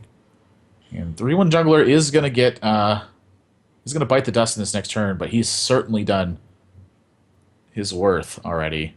Oh, absolutely. Very tough, I think, to not trade that Juggler into that 5/3. No, I think he's thinking about coining out the Secret Keeper to try to fully clear the board. But I'm not sure that's the best choice. I think you kind of want the Competitive Spirit 2 trigger. Ooh, that's a miss. The juggle. You will get punished here for that. Yeah, wanted to check for Noble Sacrifice, I think, prior to I see. to having that happen, and what a Competitive Spirit it is, too. I mean, just only on one minion, and Equality gets drawn. And this is like the same situation we saw with the Rat playing Secret Paladin. He had no action on 4, no action on 5. Chalky doesn't have action on 6 either. This is looking like a miserable position for him. How does he win this game? Well, generally in the Paladin, the main issue is that you often just draw bad secrets. But it feels like Equality is even worse than that. Sludge Belcher is a pretty darn good start to that. At this point, I think Chalky just needs to put road humps out, but that requires drawing them. So outside of this Sludge Belcher, not really much afterwards. The only difference that's significant between the position that our earlier match was in is that Chalky in this situation actually did go first. So even though the players have very much the similar cards, we see Dr. Boom versus Dr. Boom, the fact that Chalky gets his Dr. Boom out first is a very significant factor this game. Does need to stabilize that point. True Silver Champion is going to make that a lot harder. I mean, he anticipated the Sludge Belcher being able to take out the front half of this Piloted Shredder. Suddenly he's looking at True Silver ready to his next threat. Piloted Shredder he's yet to get through. And no current play right now. He's like hoping and praying off the top of his deck, and that's a terrible one. Looking at that 1/1 and nothing else to do. Yeah, Chalky has been on the back end some terrible draws here, but I mean he knows how to play it. You just play it anyway and hope for the best. Yeah, maybe there's a sequencing error from Phone Tap. Doesn't really have the greatest turn 6 himself, but when your opponent's doing nothing, anything looks pretty darn good. Well, he can saturate all of his mana. It's really not that bad at all, and he's going into a Dr. Boom next turn. I don't think this is too bad. I mean, if you don't have a Mysterious Challenger, you're basically doing a play similar to this. Let's check for the Noble Sacrifice. Good news for Phone Tap. And it looks like his True Silver will remain unused, so he's threatening just a ridiculous amount of tempo here. Yeah, given that you're playing Noble Sacrifice here alongside Avenge, do you ever think there's an argument for the Pilot Shredder running over that 1/1 instead of just going straight for the face? Well, face it is. Not much decision making for Phone Tap there. And not a lot of the deliberation.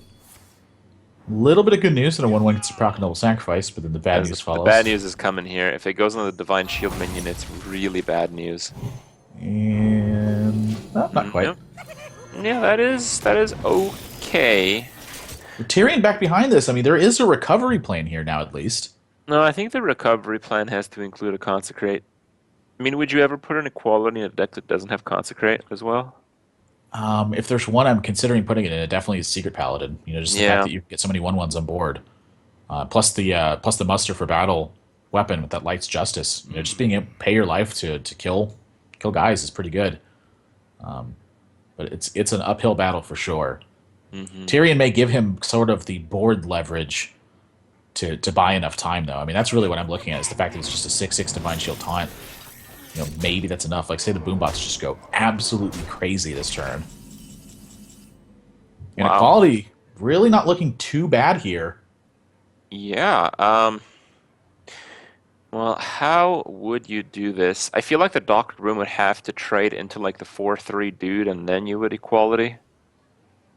Do you run it over the Piloted Shredder first, maybe? Nope, he wants to just trim the board as much as No. possible.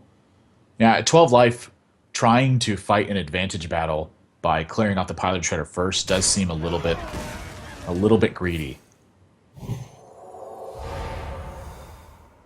And he's going to use that muster for battle first to try to avoid as much damage negatively as possible. No, that is not a very good juggle. The boom bots just going crazy. Chalky down to 10, but really not facing the damage to have this game be ended. Equality may have bought his ticket back into this game once that Tyrion hits. Well, don't be so sure. That Boombot does look pretty dangerous right now. And that's a mysterious challenger off the top rope for phone tap. Yeah, but if Oh, you're thinking about the Boombot just ending the game this turn? Oh my gosh, are you kidding me? Phone tap gets the face and the full amount, and Chalky can't help but just smile. Unbelievable Boombot from phone tap this turn. Chalky oh, just that couldn't. happens all the time. What do you mean? That's just the that's a what is it? 5%? 5% just happens all the time in It's a Hearthstone. 1 in 5 and then a 1 in 4. Yeah, 5%. Yeah. It's not too bad. Wow. I mean, what? You were concentrated on the top deck. That's irrelevant. I You was just have looking to at. pray to RNGesus, and you're good to go. This is just. You're like a seer for seeing like the most unreasonable things happening. And that's the first thing you see. Like, you don't see anything else. You're like, well, he's got all these great trades on up, and you're like, there's a 1% chance he dies this turn. Like, that's the first thing that pops into your head. I love it. It's what's funny to me is it's happened twice too. Like, already, we've been too mad. This like I never see this happen. I need to cast you more often, Grip. One thing that we see right now is that Phone Tap is, even though he's winning in a very dominant fashion, he is on the back end of Druid here. And the Druid we saw Big Game Hunter, so I'm likely to believe this is a very traditional Druid deck. And I'm pretty sure a very traditional Druid deck has a tough time against every single one of these aggro decks that Chalky has brought. Yeah, I mean, this is definitely, I think, one of the builds that Chalky is trying to target is sort of a more mid-range deck that relies on its card quality once it's stabilized to win the game, not necessarily so much on Once its it's ability stabilized, to stabilize. what is this? Well, Druids they need to go toe to toe with someone before they can start getting value from a lot of their big cards, like Druid of the Claw and Ancient Allure. Mm-hmm. Ancient Allure is pretty much the bread and butter card in terms of economy for the Druid class. You want to get a 5/5 on board and draw 2 cards, so that requires you to stabilize for the board position. And all 3 of Chalky's decks are meant to defeat their opponent before they stabilize. Mm-hmm. So this could be an uphill battle for Phone Tap, even despite having the 2-0 lead right now. Well, we also have to consider that Chalky does have equality, so even if Phone Tap gets the board, he might just lose it immediately the turn after, whereas that might not necessarily be true against the typical Secret Paladin deck. I think he is particularly disadvantaged in this one. Yeah, does have 2 copies of Keeper of the Grove, along with a Swipe. Swipe, a very important card in this matchup. Just being able to clear all of the 1 health guys that remain after the wake of minions killing each other. It's still a pretty tough play here. Just everything you do is kind of problematic. Like, there's no clean way out of this right now, and I can expect a very similar case for the rest of the game, honestly. It's just like Paladin is going to put some kind of mess on the board that you can never fully clean up. Chooses to silence Haunted Creeper. Very common, and does get a little bit rewarded for it. Knife Juggler activations, not so happening this turn. Well, it might. I think he will actually commit to Knife Juggler Shielded Minibot, and I don't think that's too bad. Juggler goes upstairs, which means the rest of the minions follow suit. I think the minions would go face regardless. You would want the one juggle to hit the keeper because the keeper will, as far as you're concerned, try to trade for the juggler. And the reason that's good is if you can get the avenge on one of the divine shielded minions, you're in amazing shape here. Yeah, definitely still not easy for Phone Tap. Does have that second Keeper of the Grove, so it's looking a little bit better for him. Gosh, this is going to be tough. I mean, once again, Chalky's his hand is left with no current turn 5 play. Well, if he attacks the Haunted Creeper and the Avenge triggers on the Juggler, that is actually a trade for the full board. He's looking at swipe first. Yeah, this is kind of like the safer play, where the average result turns out to be a little bit better. Oh wow, it would have happened! Oh my gosh. But with this play, you're basically still in the hole, right? Like whatever happens from that, you're still going to be losing. With the other play, you can even out, and that's kind of some of the risk taking that is involved in Hearthstone. That really, in my opinion, is the most interesting part. It's assessing where you are in the game and making the appropriate risky plays to try to overcome the disadvantage. Yeah, trying to figure out exactly what you can afford to give your opponent, as opposed to necessarily trying to just make the most of the situation every single time. Mm-hmm. Again, it looks like the Druid has another bad turn. It's just bad turn after bad turn. But if he can hang on and Chalky draws dead next turn, and he absolutely could. I mean, this is the king of drawing dead deck. So it could happen here. No one ever top decks a turn 6 secret. It's always Mysterious Challenger. Is it? Yeah, it's right on time, right? Yeah. No, in Chalky's case, it could be equality as well. I mean, I don't imagine he's running 2 equalities, but he did draw them in pretty close sequence in the last game. I believe he mulliganed one away and drew one almost immediately, if I remember correctly. Phone Tap's going to go with the very safe play here. None of his options are really too appealing, so I think this is probably the best one in Chalky. You can see visibly uncomfortable with the way this goes, but hey, Pilot Shredder's a pretty darn good pickup right now.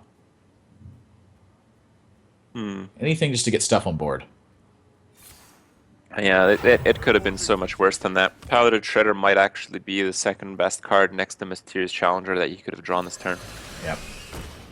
Perhaps a King's, if he's running it, which I'm not sure that he is, would have been maybe a little bit better. Sludge Belcher comes to mind as well. We did see a Sludge Belcher in the build. Just anything that was beefy he could play this turn was really what he wanted. Yeah, but I think because he's behind so many cards, he knows that he has to push for as much damage as soon as possible. So the Shredder does satisfy that very well, at least. Lothep and Living Roots cuts 2 more damage off the board. And Haunted Creeper, it's looking kind of grim at this point. We have that Tyrion coming down. Is this going to be enough damage to close it, though? I mean, I don't see him trading into this Lothep anytime in the near future at all.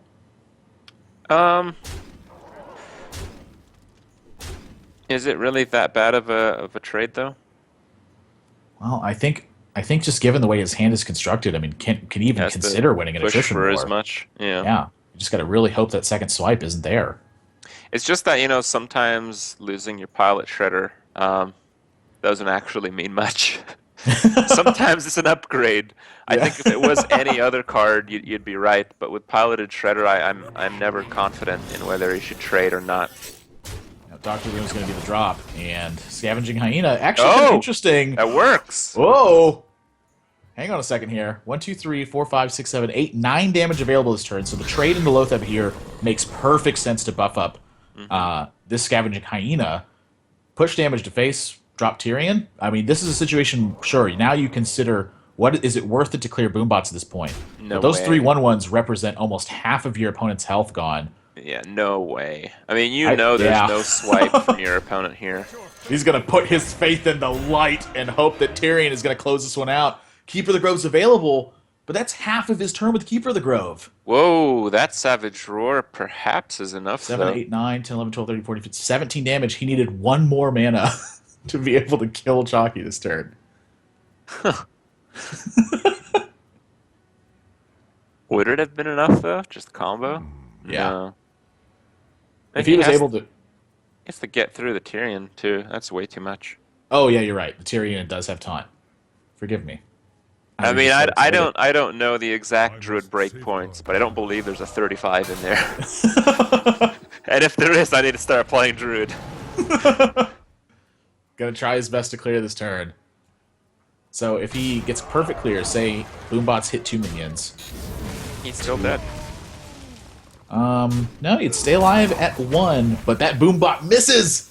Nope. And that's it. Chalky's going to secure his first game of the series. We're going to game number 4. Man, and you have to consider that if Chalky didn't have it here, Phone Tap probably would have won. I mean, he had the heal, and Chalky definitely did not have any form of cards. Yeah, I mean, that was down to the felt. 0 in hand, playing straight off the top. And plenty of secrets left. Well, not too many. He had drawn a lot of secrets that game. But still plenty of weak draws left in the deck at that point. Well, I think we've seen everything but Chalky's Shaman, and I don't imagine he's bringing anything but an aggressive Shaman. So we kind of know how these players are have the lineup, at least. So it's going to be like a standard Druid deck versus what I would consider a very aggressive Warlock deck. But the very aggressive Warlock deck comes from the Sea Giant, right? That's kind of like the nail in the coffin. The Sea Giant and the Gormok are like the game-ending win more cards. But against the Druid having at least 1 BGH that we saw, that might not work as well as it would against other decks, I feel. Yeah, I mean, it's sort of like a two-edged sword, where in one regard, if Sea Giant goes uncontested, it will win you the game. But if Sea Giant gets big game huntered, there's a very good chance Druid can leverage that kind of swing into a victory. So, gonna have to be careful about the timing of that card should it come up. But more importantly, just looking to get an overwhelming presence and trying to push Phone Tap out of the game before it really comes to that point. That's the ideal situation for him. Phone Tap's going to open Living Roots. He's got Wild Growth, but the rest of his cards afterwards, not the strongest. Magic Drake's not too good, and a Big Game Hunter comes in Chalky's hand from his Zoo deck. I mean, is his lineup targeted at Druid, perhaps? Perhaps. I mean, Sea Giant also, like, it's one of the very few minions that dies the big game, but might not actually cost you any tempo. Like, if you play Sea Giant for 0 and get BGH'd, you don't actually lose anything. Oh, Phone Tap goes face. Mana-wise, at least. With these 2 trees as well. That's very interesting to me. You know, the fact that he's chosen not to cut into the damage immediately, and he's going to allow this Flame Whip to begin applying pressure. Like, I don't think Chalky's ever attacking one of these 1/1s with this Flame Whip. I think that he's got a very distinct game plan with this. Yeah, I think there was some chance he would consider that, but with the Imp King boss coming down, that chance... Oh, wow, really? Wow! I am very surprised by this. It's almost... I feel like almost like Phone Tap has put Chalky out of his comfort zone by making these plays. You know, the fact that he's down 2 games to start with, maybe playing a little bit differently. Either way, though, Phone Tap's hand not well equipped to fight against what Chalky's going to be doing right now. No, I mean, that's 2 pair. Turn 4, 2 pair that you can't play. That's horrible. And this is like a pair of 2s and 3s. This isn't like a pair of 10s and kings. I really like the Young Priestess here, because you just saw the Druid play nothing on 4 mana. So if you force him to hero power, you know he's just not going to play anything again. And that's really what you're hoping for. I actually don't mind it here either. I think it's probably the best one, just even from a statistics standpoint. You know, this does potentially present a big problem for Phone Tap. That card can get way out of hand. And you saw PhoneTap smile a bit, and he knows that that's a problem. But can he afford to do anything else as an Azure Drake? He's got to get something on the board. I think the best draw there would just been an Innervate, so you could Innervate Hero Power on the 2-1. Definitely could have been. In the meantime, this is exactly what Chalky wanted, is to start this pressure train rolling as quickly as possible. Rip Azure Drake, second Imp Gang boss, damage upstairs. Well, the swipe, well, if there is a swipe, it would be pretty good here, combined with the Wrath. No swipe draw. And Force of Nature, you know, a lot of times it can be effective versus smaller minions, but against Imp Gang bosses, not a very effective card. Well, you can get 5 damage off the board with Force of Nature. You do have 2 of them. Like, would you have to use another one defensively later? I mean, maybe, but if you did, there's no way you'd win anyway. Yeah. See, to me, I definitely can see using a Force of Nature here because the matchup is so much just about stabilizing and making sure you don't get overrun. But it's looking like he's going to want to get some development going and try to leverage that later on. Even picks up option for Keeper of the Grove now, too. You know, initially, obviously eyeing the Piloted Shredder, but is Keeper of the Grove better here? I don't necessarily think it is. Yeah, I don't like the Keeper as well. And, I mean, you know there's some pretty sizable buffs in this deck as well. Oh, so. Nelly. How do you do this? Well, I know what I see, which is the Giant and then jams 7 points upstairs. Force your opponent to have the right answers. I'm just trying to see if there's any manipulation because there's 3 minions on the board that pop out minions. He is going to trade into the front half of that Piloted Shredder and try to make the most of this. Just leave that on the board. And look at Chalky, just so uncomfortably shifts around, going, "Really? You get this weird minion?" He's going to choose to trade into it anyway. He wants to have a wider board position and cut off his opponent's options. I am actually quite surprised about that. I am as well, because knowing Chalky as such an aggressive player, now I do know that Chalky loves to play control as well. And a bit of that showing through right here, where he just wants to take as many options away from his opponent as possible. You know, the fact that he's got a Sea Giant out on board, it does make a little bit of sense to trades. That way you fight better versus Big Game Hunter. But 2/4 that can't attack unless your opponent hero powers, not the strongest minion in the game. Mm-hmm. Well, the way I see it, PhoneTap has quite an uphill climb here. I think it's absolutely possible if he draws either Innervate or Swipe next turn and gets the other piece off the Azure Drake. I think he's going to have a full clear.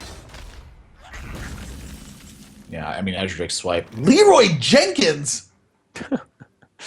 What is going on? You know what's actually kind of funny is Leroy Jenkins and then run the Imp Gang bosses into the 1/1 tokens. Isn't that bad?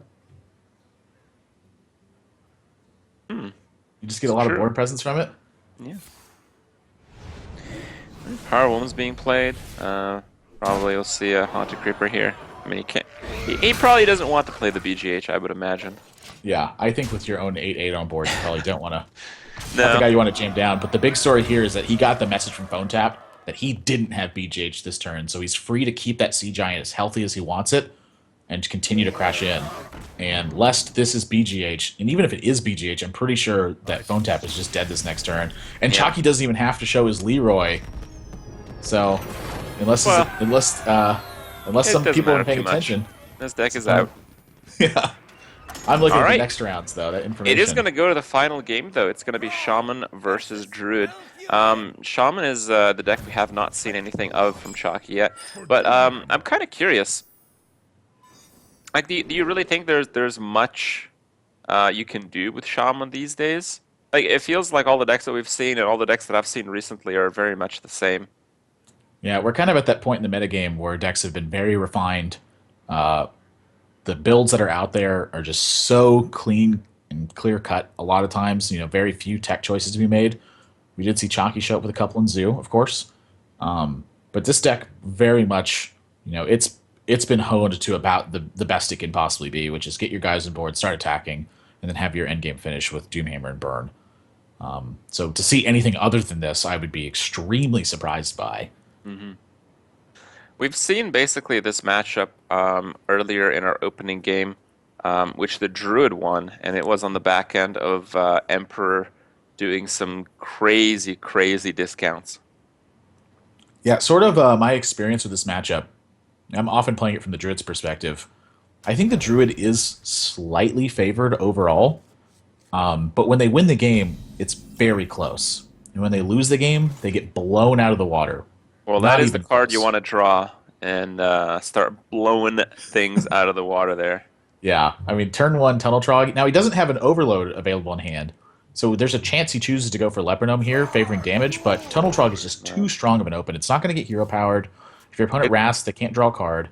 it's also not really going to get punished by the Living Roots spam of 1/1s. Yep, as well. It's actually pretty favorable against that. And seeing Wild Growth, this is kind of Chalky's window to maybe get something going here. I imagine this is going to be two Double Leopardomes. leper, Oh, those guys. man. I wish there was like a stat track mechanic for Leopardomes to see how much damage they've actually dealt. Like lifetime Leopardome damage. Like an old man playing Hearthstone, you're like, these Yeah. Leopardomes have dealt 749,000 damage. All right. Well, he goes with the Lava Burst, knowing that next turn he doesn't really require much mana, and the turn after that he's going to need his entire 5 mana crystals. Yep. Perfect timing here for the Lava Burst. Does get the bonus due to the Tunnel Trog being on board, as well as rolling into turn 5 unoverloaded. So important when you've got Doomhammer in your hand. I wonder if Phone Tap will aggressively bring out the Drew of the Claw and Taunt, or if he's going to settle for the Shredder.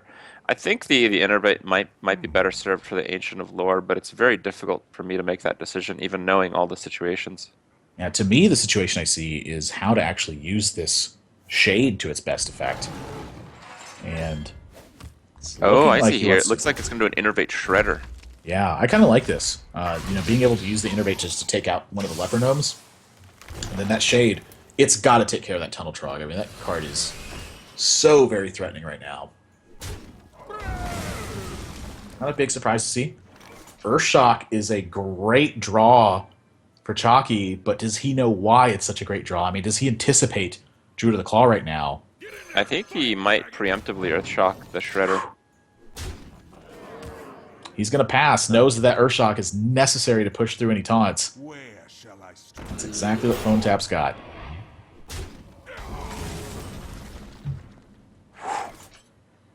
That's a lot of damage. Yeah, but if you Lava Burst, you can't play your Doomhammer. But if you don't Lava Burst, you have to Lava Burst after the Doomhammer on turn 7. Ugh. Wow. I wonder. Is he going to double hit this Druid of the Claw? Oh my. It looks like it. He's going to tank that 8 damage and clear that guy out of the way. And the second Earthshock's going to be reserved for potentially another taunt, or maybe that Pilot Shredder next turn to cut into the damage. But this game Oh, is about he's as got it close right as gonna now. get. Phone Tap, yeah, it's over. It's actually over.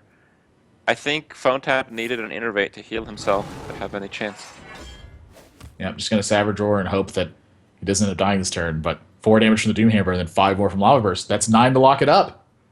Yeah, there's nothing to be done here. You can't even kill your own piloted Shredder and the slim chance you get a Vitality Totem and cheat your way out of this game. That's not even happening. It's been a while since we've seen that happen too. Where has that Vitality Totem been? They haven't been. They've been on my Shredders when I'm playing against the control matchups. How does a totem even drive a Shredder to begin with? It doesn't even have arms. It's just floating around. Oh my god. The damage is crazy here. Now that's going to do it. Chalky, down an 0-2 deficit, comes back and secures a 3-0 victory versus Phone Tap's Druid. And that has been 2 series in a row where we've seen 2 reverse kills from 0-2 deficits. Yeah. Pretty good stuff. Let's have a look at the bracket so we can see where we stand here. We have seen all of our finalists play through. We saw earlier that Shup defeated the Rat, and just now we saw Chalky do a reverse sweep against Phone Tap. So it will be Shup versus Chalky and the Rat versus Phone Tap. I believe we will have the Rat versus Phone Tap coming up next. It is going to be a decider match. You know, often tournaments don't highlight a match between third and fourth place. They just consider it whatever. But well, this ONOG tour is not exactly your typical tournament. We try to get some specifics down. There's different prizes. The difference between third and fourth place is $100 and 2 Geico point differential, and that might make a difference. Those Geico points do add up. They get you into more of the 5 featured tournaments and eventually lead to you winning more and getting more monies. So, you know, these players want every little bit they can get with so many different things on the line in the tournament here. And we'll see who comes ahead. Just as a reminder, guys, we will take a little bit of a break here to set up for our next match. And in the meantime, if you guys, you know, would like, if you think it's worth it, maybe head to geico.onog.gg. You can sign up, get a free PC, get an Alienware X51R3 along. You can check out with all the good stuff that's going on in the weeks to come. And before we head off for a few minutes here, I want to thank our sponsors. We have Geico, of course. We have Alienware, sponsoring the PC, sponsoring the tournament, and TSM and Liquid as the partnership teams. So I like those teams. You know, I'm involved. They're good guys. You like TSM? I like them. Yeah, I'm very surprised by that TSM Crep would like TSM. That's big news to me. Big news. All right, guys, stick with us. We'll be back shortly.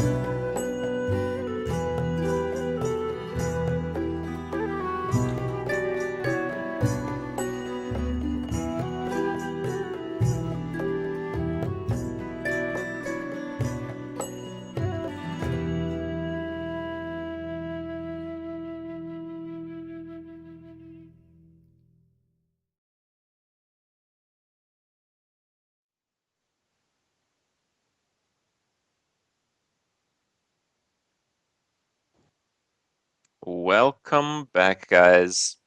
We're gonna have our third place match here for you guys. It is going to be Phone Tap, which we just saw his spirit crushed by the Chalky, the one and only himself, the aggro master, and he's gonna be playing against the Rat, which had his own dream reverse sweeped and crushed by Shup earlier. So these matchups, most of the players that have successfully gone through the Open tournament are playing very much the same decks. It is both players on Druid, both players on Paladin. The Rat having the Warlock and Phone Tap having the Shaman. So the Shaman, it does very well against probably the Druid and definitely the Paladin. But the Rat's own Druid is a little bit different. I think he's the one running Egg Druid. Am I right about No, that? no, that was Shup that was running Egg Druid. He Oh, punished Shup is running Egg Druid. Yeah, Oh, okay. punished the Rat's Paladin opening with turn 1 Egg, turn 2 Egg, and a coin Defender of Argus. The Rat's running a more traditional Druid build. So they from what both we they both saw. are then. Yeah, just going to be a pretty standard mirror match there. But yeah, it's, both these guys looking to, I think, fight against the other's Druid. And that mirror matchup may be what ends up being critical in this one. But either way, sort of the story so far for this top four is how much aggression fought through the open field and how well it's been performing so far this bracket. I mean, we've been seeing Druid and kind of being a weak link in a lot of these players' lineups. Both players choose to open up with Paladin. Phone Tap's got the double juggler, but not much follow up from it. Well, he does have that double shielded mini bot as well. Always a potential terror for anyone. Two pair again. A much better two pair than the Azure Drake Force of Nature two pair. Ooh, I very much like the knife juggler into knife juggler get down. He looks like he's going to favor something a little bit more resilient. Second guessing himself though. Oh, Something else I've tough. noticed. Phone Tap's also going with the one of golden, one of non-golden pairs. In his, I think there's his actually text. some weakness to that, isn't there? Like you can thought steal like a golden card, and then if you see one played that's non-golden, you know that he has two of them in the deck. Yeah. There's some weird thing like that. There's some statistical disadvantage to playing one golden, one non-golden in tournaments. Albeit, however rare it is, I definitely agree with you. Uniform your cards. Plus, it Yep. just looks better. I mean, imagine being that guy who like strolls into like an interview for like a job, and you have like plaid pants and like a Wow. solid gray coat. Are you a plaidist? No, I'm not. I'm just saying like you got to match. Like if you're gonna wear plaid, you gotta find matching plaid to go with it. You can't just throw on whatever you got and hope for the best. Like for me, I wear a lot of black clothes. I have a lot of black t-shirts. I have a lot of black shorts and pants. I like wearing black. All right. Well, Phone Tap likes drawing the same cards he already has. I don't know how he's actually going to use them though. I feel like for Phone Tap to win, he's probably have to save at least one juggler and hope to draw a muster. Yeah, I would tend to agree with you. I actually kind of liked your open with Knife Juggler, since he drew the Noble Sacrifice, to go Knife Juggler into Knife Juggler Noble Sacrifice and hope for the best. The problem with that was that it would have disallowed him to attack for such a long period of time, simply because you cannot have the Knife Jugglers run into a Noble Sacrifice. That is a disaster to have happen. So it delays his damage by quite a bit, but it does give him a very strong defensive structure on the board. And if he would have been able to see the Rat's hand, I think he would have been able to make a different decision here. But he's got to play against the right range of cards. So I think opening with a shielded minibot, definitely overall a better play. In this particular situation, Knife Jugglers would have been better, but he doesn't have a way to know that. I think Coghammer might actually be the best play here. He can just continue to fill the board, but he doesn't have a good play next turn if he does that. And he agrees with you, and I would tend to agree as well. I mean, it's just a very strong drop. And he's going to check for secrets.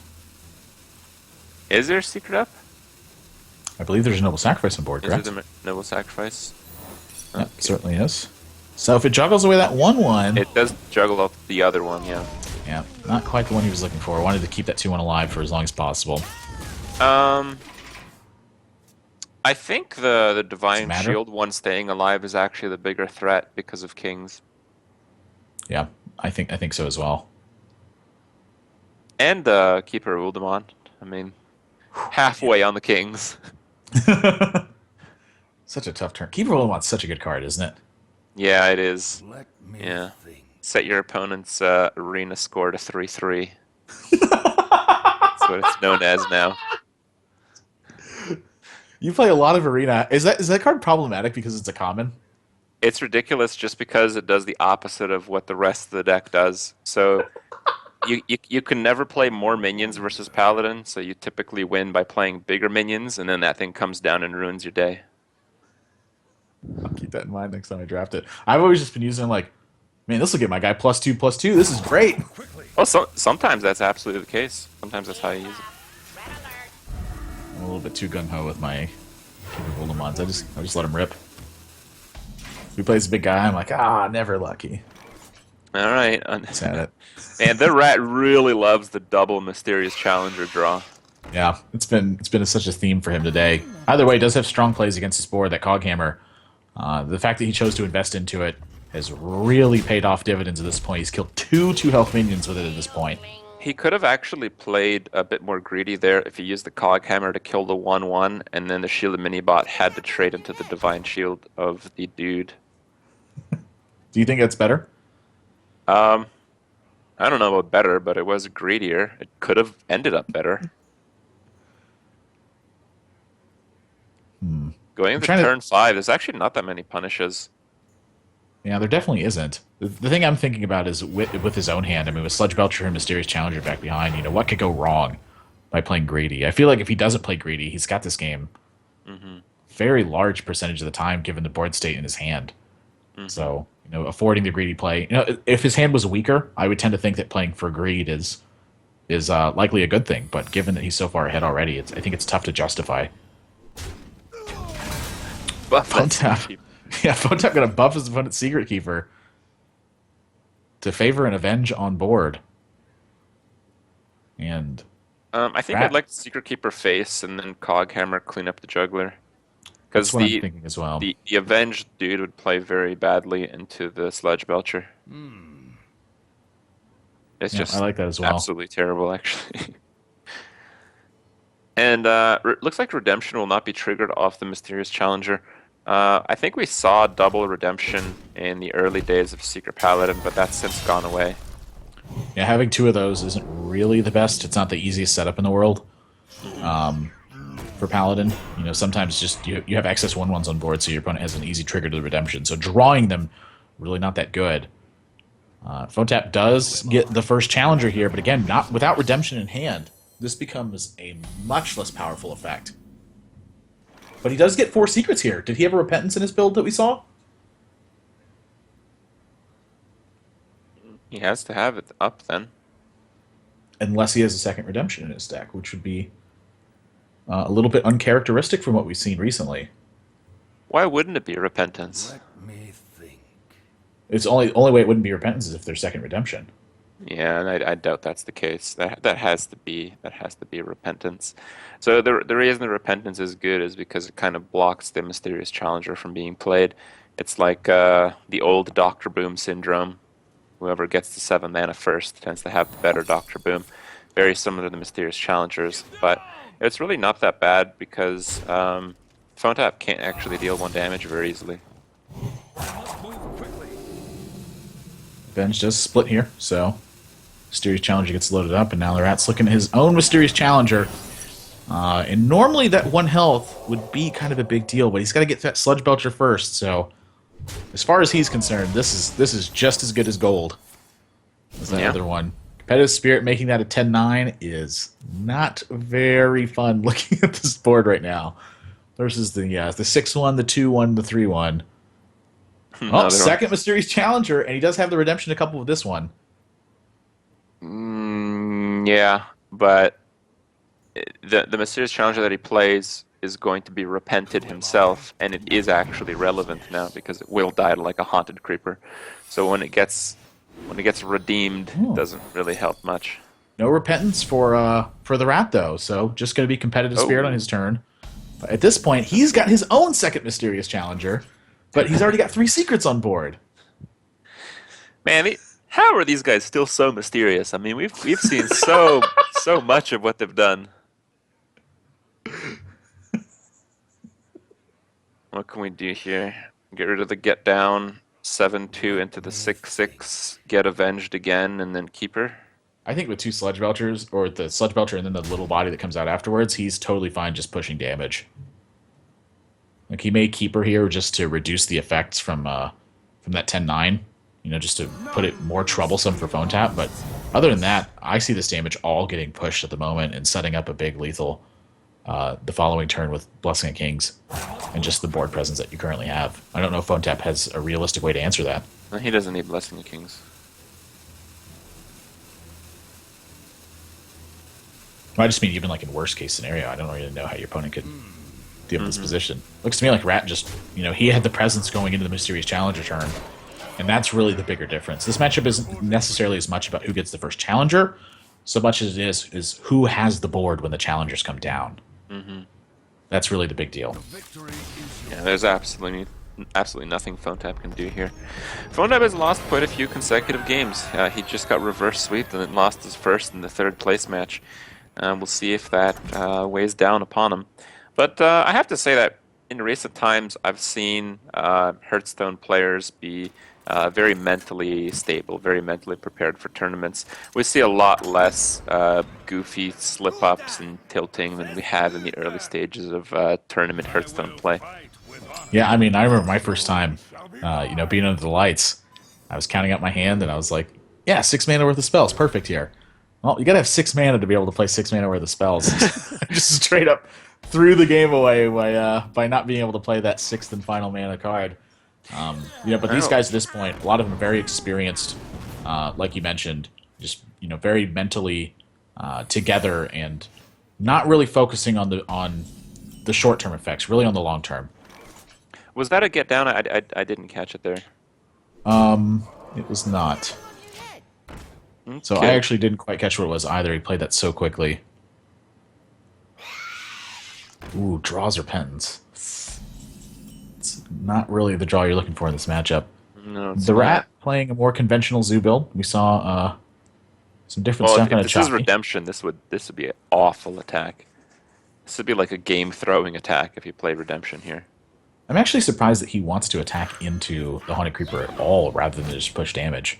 I mean, I feel like he's got 6 uncontested damage on board right now. Start getting them. Your opponent's got to have an answer right now or it's donezo. Is it going to be the Kings? Yes, it is going to be the Kings. I wondered if it was going to be the Consecrate there for a moment. I actually don't mind the Consecrate here.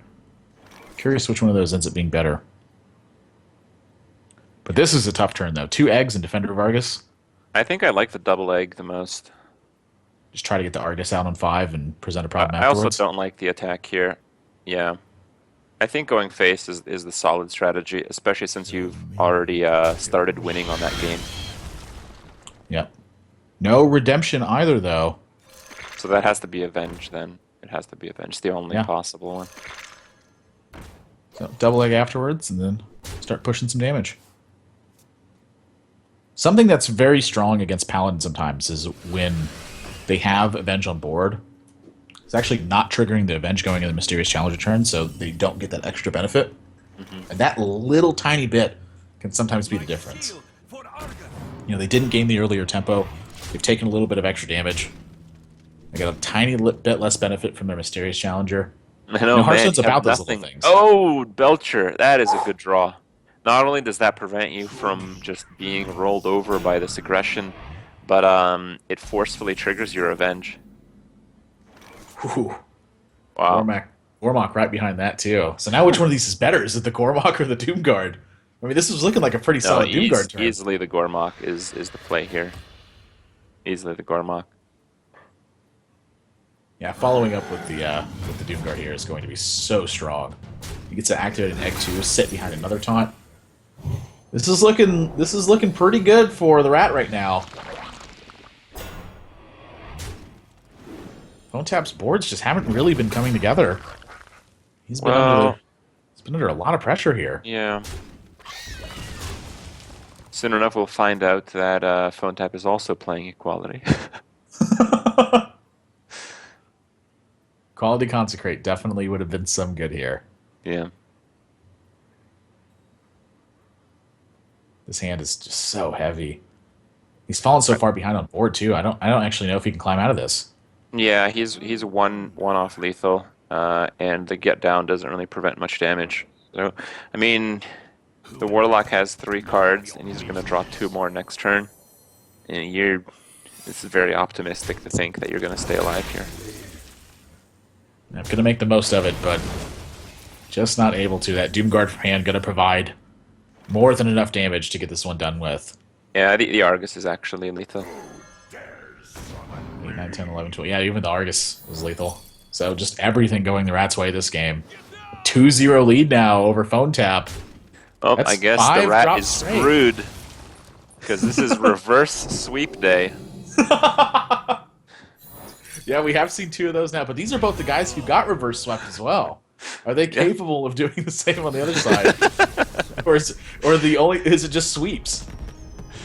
We'll have to see. The Rat's final deck, I think, is Druid, though. I mean, that is the reverse sweep candidate of the night. Yeah, it definitely seems so far. The Druid is pretty bad against the Shaman, the Paladin, and, well, it can't be that great against its own deck. So, this is absolutely anyone's game still. I'll tell you what, though. If you're playing against Secret Paladin, Living Roots is definitely one of the cards you want to see in your opening hand. Yeah. But you're not going first with it, and the Secret Keeper does contest it quite well. That's the other issue this time. I think if you go first with Living Roots, that's absolutely the card you want. Going second is actually considerably worse with it. He's going to hang on to it. Mulligan's away the Shade and the Pilot Shredder as well, wanting to find ways just to offset the board. I like Mulligan the Shade. Even though the Shade is a very good card, I feel against Paladin because the early game plays are so explosive that you usually just use the Shade as a 3/3 for 3, which is pretty bad. Yeah, no turn 2 for Phone Tap. Just gonna avenge and pass. And that Innervate looks like some pretty good news for the Rat. You see the smile come over his face when he draws the Innervate. Yeah, it's too bad we couldn't turn that smile upside down with a Repentance, though. That's what he's thinking about, too. He's seen Repentance from Phone Tap's build already. He's like, is this really Repentance? Is this really going to happen right now? Well, even if it's Repentance, he can actually... oh no, he might not be able to silence it in time, because he doesn't actually have 4 mana next turn. You can typically silence your own minion if you need to. Yeah, I can tell you it feels a lot better that wasn't Repentance at this point. So, muster for battle. I'll try to answer this, but... How many games has Phone Tap lost straight with this Paladin? Is it 4 or 5 if he loses this? I think his last game that he dropped was the 5th straight game that was dropped. But with Paladin, I mean, right? Because I think... Was it? 5 straight with Paladin? Wow. Alright, well, the Keeper of Uldaman does bring him back in the game pretty well. Well, no, Chalky was beating the Druid deck, wasn't he? Yeah, Chalky was beating the Druid deck. This is the 2nd straight game with Paladin he's lost. Okay. Yeah, there we go. Yeah, Keeper of Uldaman, fantastic job from that card.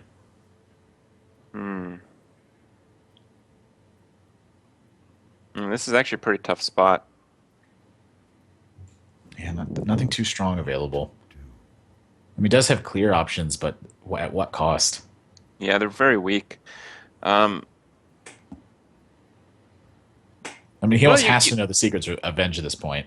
You can hero power the guy and then Shade and Wrath the other guy. Yeah, I mean, if he wants to clear, it's just going to cost him his whole board. So it's kind of looking at how strong does he believe his turn 5 is versus his opponent's turn 5, and it looks like he's going to choose to take out the 1/1. Probably then, Keeper.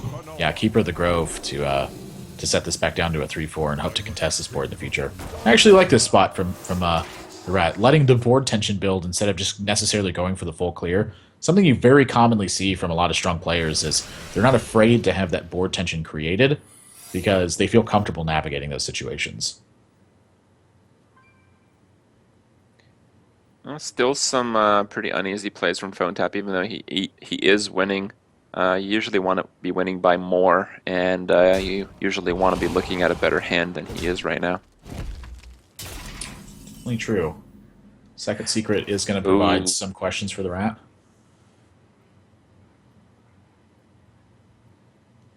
2 Azure Drakes in hand. I mean, you don't really have much of an option here, do you? Well, it looks like he wants the Wrath for one. He's not too happy playing the Azure Drake, so he's just hoping It's hoping it's to get Avenge. something else. If it's Avenge, he gets paid off in spades here with that big game hunter. And there's the bad news. So I'm just going to chew through this Pilot Shredder body. Try to... No. Oh, no, he's not. He's actually just going to... No, go face. Yeah, I like the face play because if the Shredder does initiate the trade, then the secondary effect of the swipe deals with it pretty well.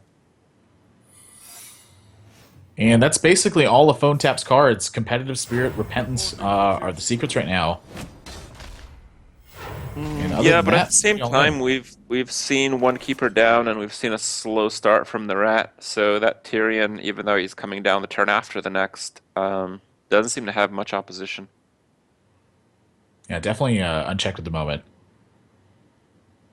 It's kind of tough to say who's favored in this spot right here. I mean, I feel like Phone Tap's obviously got a better board right now, but the Rat has eventual answers. His answers aren't too great, but they're answers nonetheless.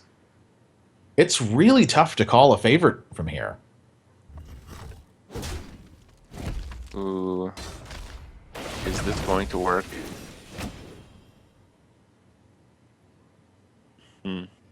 Well, it doesn't end up too poorly for him. I wonder why he chose to attack first. Why do you think that is? What does that play around? I'm not really too sure, to be perfectly honest with you. Like, maybe Like, if it was Pilot no... Shredder drops... I'm sorry, if Doomsayer drops, he gets to save a swipe. That's a pretty extreme situation. Yeah. Yeah, I'm not too sure. Maybe playing for extremes is okay. Once again, I mean, this position has been created 3 turns in a row now where the Rat just doesn't really have a strong option into the board. But does get to clear up a lot here, but then he's facing down Tyrion, so it looks like Phone Tap has come out with a pretty sizable advantage at this point. And no answers currently for the Rat, so gonna be an uphill battle from here. I mean, the fact that you're playing Azure Drake into Tyrion and a dude with no... Whoa! Yeah, you know, sometimes you just draw the right card. I don't think it's going to come down this turn. I think he's going to look for a better spot to play it, but... Yeah, it's still a very clunky hand. And it continues to be. Yeah, this is this is looking pretty brutal. That Tyrion is going to keep smacking. It's just so much damage that's coming through. Like, I don't really know how he stems this at some point. He's got answers to stuff, but are they enough? Is it enough to really stop this assault? Yeah, and Druid is not well known for stopping assaults. It stops assaults by killing the opponent with Force of Nature, Savage Roar most of the time. And it doesn't look like that's going to be an option either.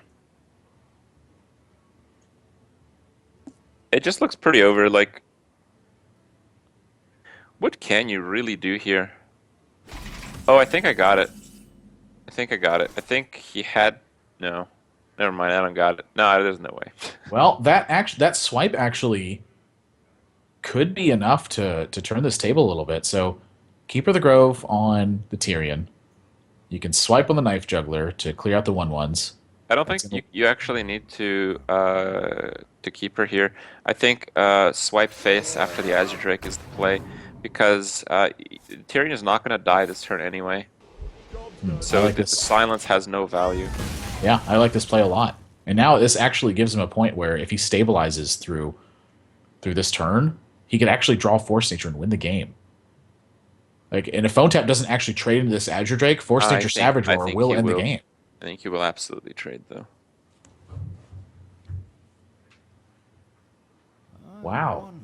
I'm very surprised by this. Like, you know, I thought that this was certainly going to be close to the end, but that swipe top deck really changed things. Reporting for duty. Now he's, again, in pretty bad shape. Reporting for duty. Ooh. Yeah. Wild Growth, I think, is going to have to deliver. Well, the other thing, too, is if you Keeper the Grove the Tyrion, you can actually deal it 2 damage and play the Emperor Thoris on, and then your opponent has to worry about your board pressure. So then a Druid of the Claw or a Force Nature top deck could be enough to end the game. Force of Nature Yeah. is what he's looking for right now. There's no doubt about that. But I think you should Wild Growth first. Because, oh wait, no. If you Emperor, if you do Keeper Emperor, you can actually Wild Growth and try to get Force of Nature next turn. Yeah, exactly. I think you deal 2 damage to Yeah. Materia Oh, too. you deal 2 damage for sure. But I was just thinking whether you'd Wild Growth this turn or the next, and with the Emperor's effect in discounting your whole hand here, I think that definitely qualifies as the best play. I think that's what he's thinking about. I think we're going to see him make the play. Yeah, I think he's trying to consider what plays put him in a position where he doesn't actually die to like Blessing of Kings or something like that. He's trying to minimize phone tap's outs in this spot by playing this way. Well, he still has the Blessing of Kings, doesn't he? Yeah, he was trying to find a way to not die to that card, and it just wasn't there. Sludge Belcher gets drawn. Hi-yo! Yeah, that is a pretty good one. That's gonna put a stop to pretty much all these plans. Does it though? I mean, if you're in phone tap's position here, you might think that playing the Sludge Belcher is actually not enough. You might have to clear, and when you look at that board, like how do you even clear that? You have to clear the whole board if you're going to play against combo. You really do, right? Because if you just kill the Keeper with your weapon, you're at 11, and you can take 12 from a combo. So if you're going to make a safe play, you actually have to trade every single minion. Well, there is a halfway point, whereas if you play the Sludge Belcher and you don't clear, you still have played around Druid of the Claw and Savage Roar. If you clear the Pilot Shredder, it depends on what the drop is, on whether or not you've cleared. And it looks like he's going for the full clear. This is what I don't like. I don't like this. Oh, he's just clearing off. Yeah, you still lose the combo, right? You still lose the combo, and you might not guarantee a lethal next turn.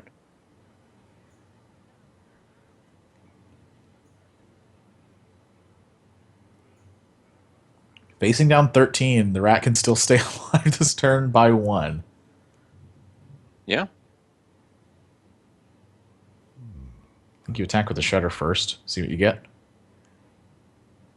I don't know about that. You think the Shredder on the board threatens lethal for you? Wow. Yeah, he's gonna play to keep going here. Whoa. That's an interesting one. I mean, that potentially has to be cleared. Mm-hmm. Oh my gosh, that has to be the worst draw in the deck.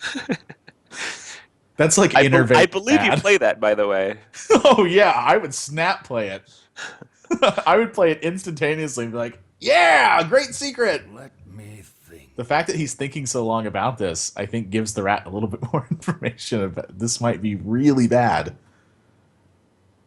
And since he played the last turn so defensively, he doesn't have lethal this turn. I think you were right. I think making the offensive play and throwing caution to the wind was actually a better play. Let me think. I mean, this is tough. If he doesn't clear that 5, I mean, he's basically dead to, like, all the burst damage in the rat's deck at this point.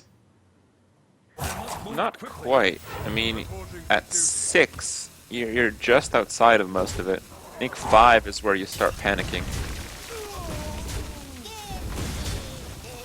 But the main issue is that Phone Tap can't actually close out the game. Oh With the given my board state, gosh. he does not have enough damage. He only has enough damage if the rat kills a dude, actually. If the rat kills a dude, he loses the game. I don't think he's going to kill a dude. I really don't. I don't even think he's going to attack. Wait a minute. What is this? I didn't think he was going to do that. He's going for lethal. Yeah, but how do you get it now? The Force of Nature draw was the draw. This is very interesting.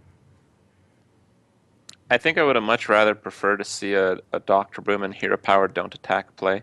Because how do you deal with Dr. Boom, right? Yeah, I'm with you on that boat.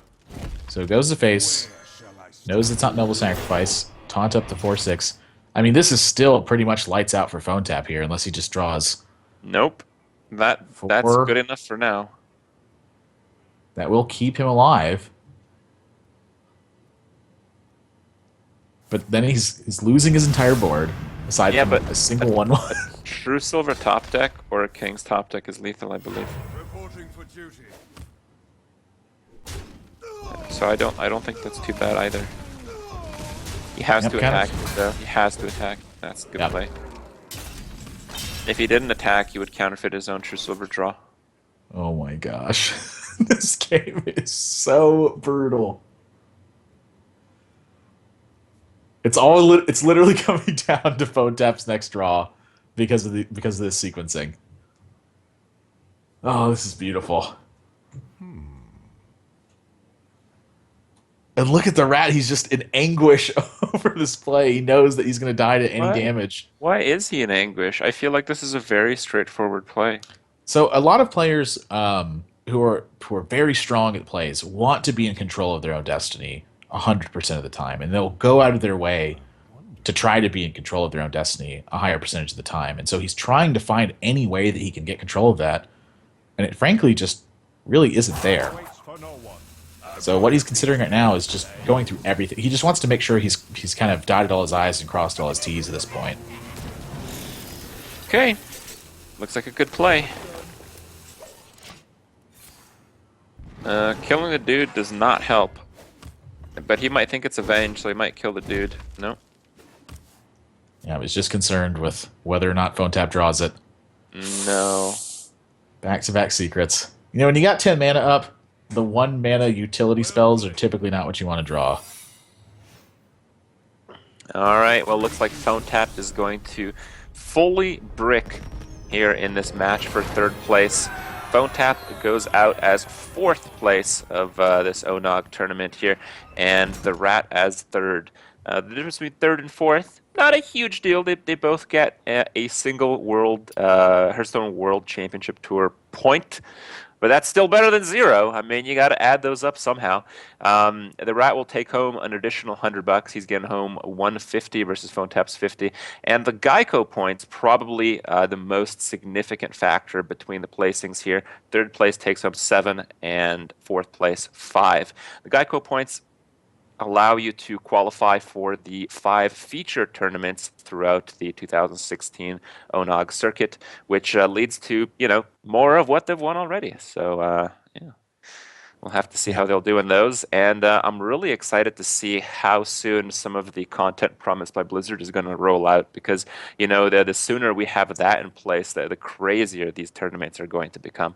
And that's exactly what I'm looking forward to as well, is seeing how players have to tackle the standard format. I mean, so far, Hearthstone players really have not been thrown into that sort of situation where they have to make big adjustments and come up with new strategies right on the fly. A lot of Hearthstone has been information that's constantly getting refined step by step. But as soon as that format change happens, it's a whole new world. All right, guys, we have one more match for you guys tonight. It is going to be our final. Just as a reminder, this is an open bracket tournament. So the final, even though you might know Chalky, he did in fact qualify all throughout. And his opponent, who's also qualified through, I believe, a field of 64, is Shup, who's playing an anti-Secret Paladin lineup, which might have some success, as every finalist is, in fact, playing Paladin. Quite a bit of exciting matches left to come. We will be back in a few minutes. And in the meantime, if you guys want to check out some of the sponsors and head over to geico.onog.gg, throw your name in for that chance to win an Alienware PC, well, you might go home even happier than you thought you would. So check out the site. We'll be back in just a few minutes, and stick with us, guys.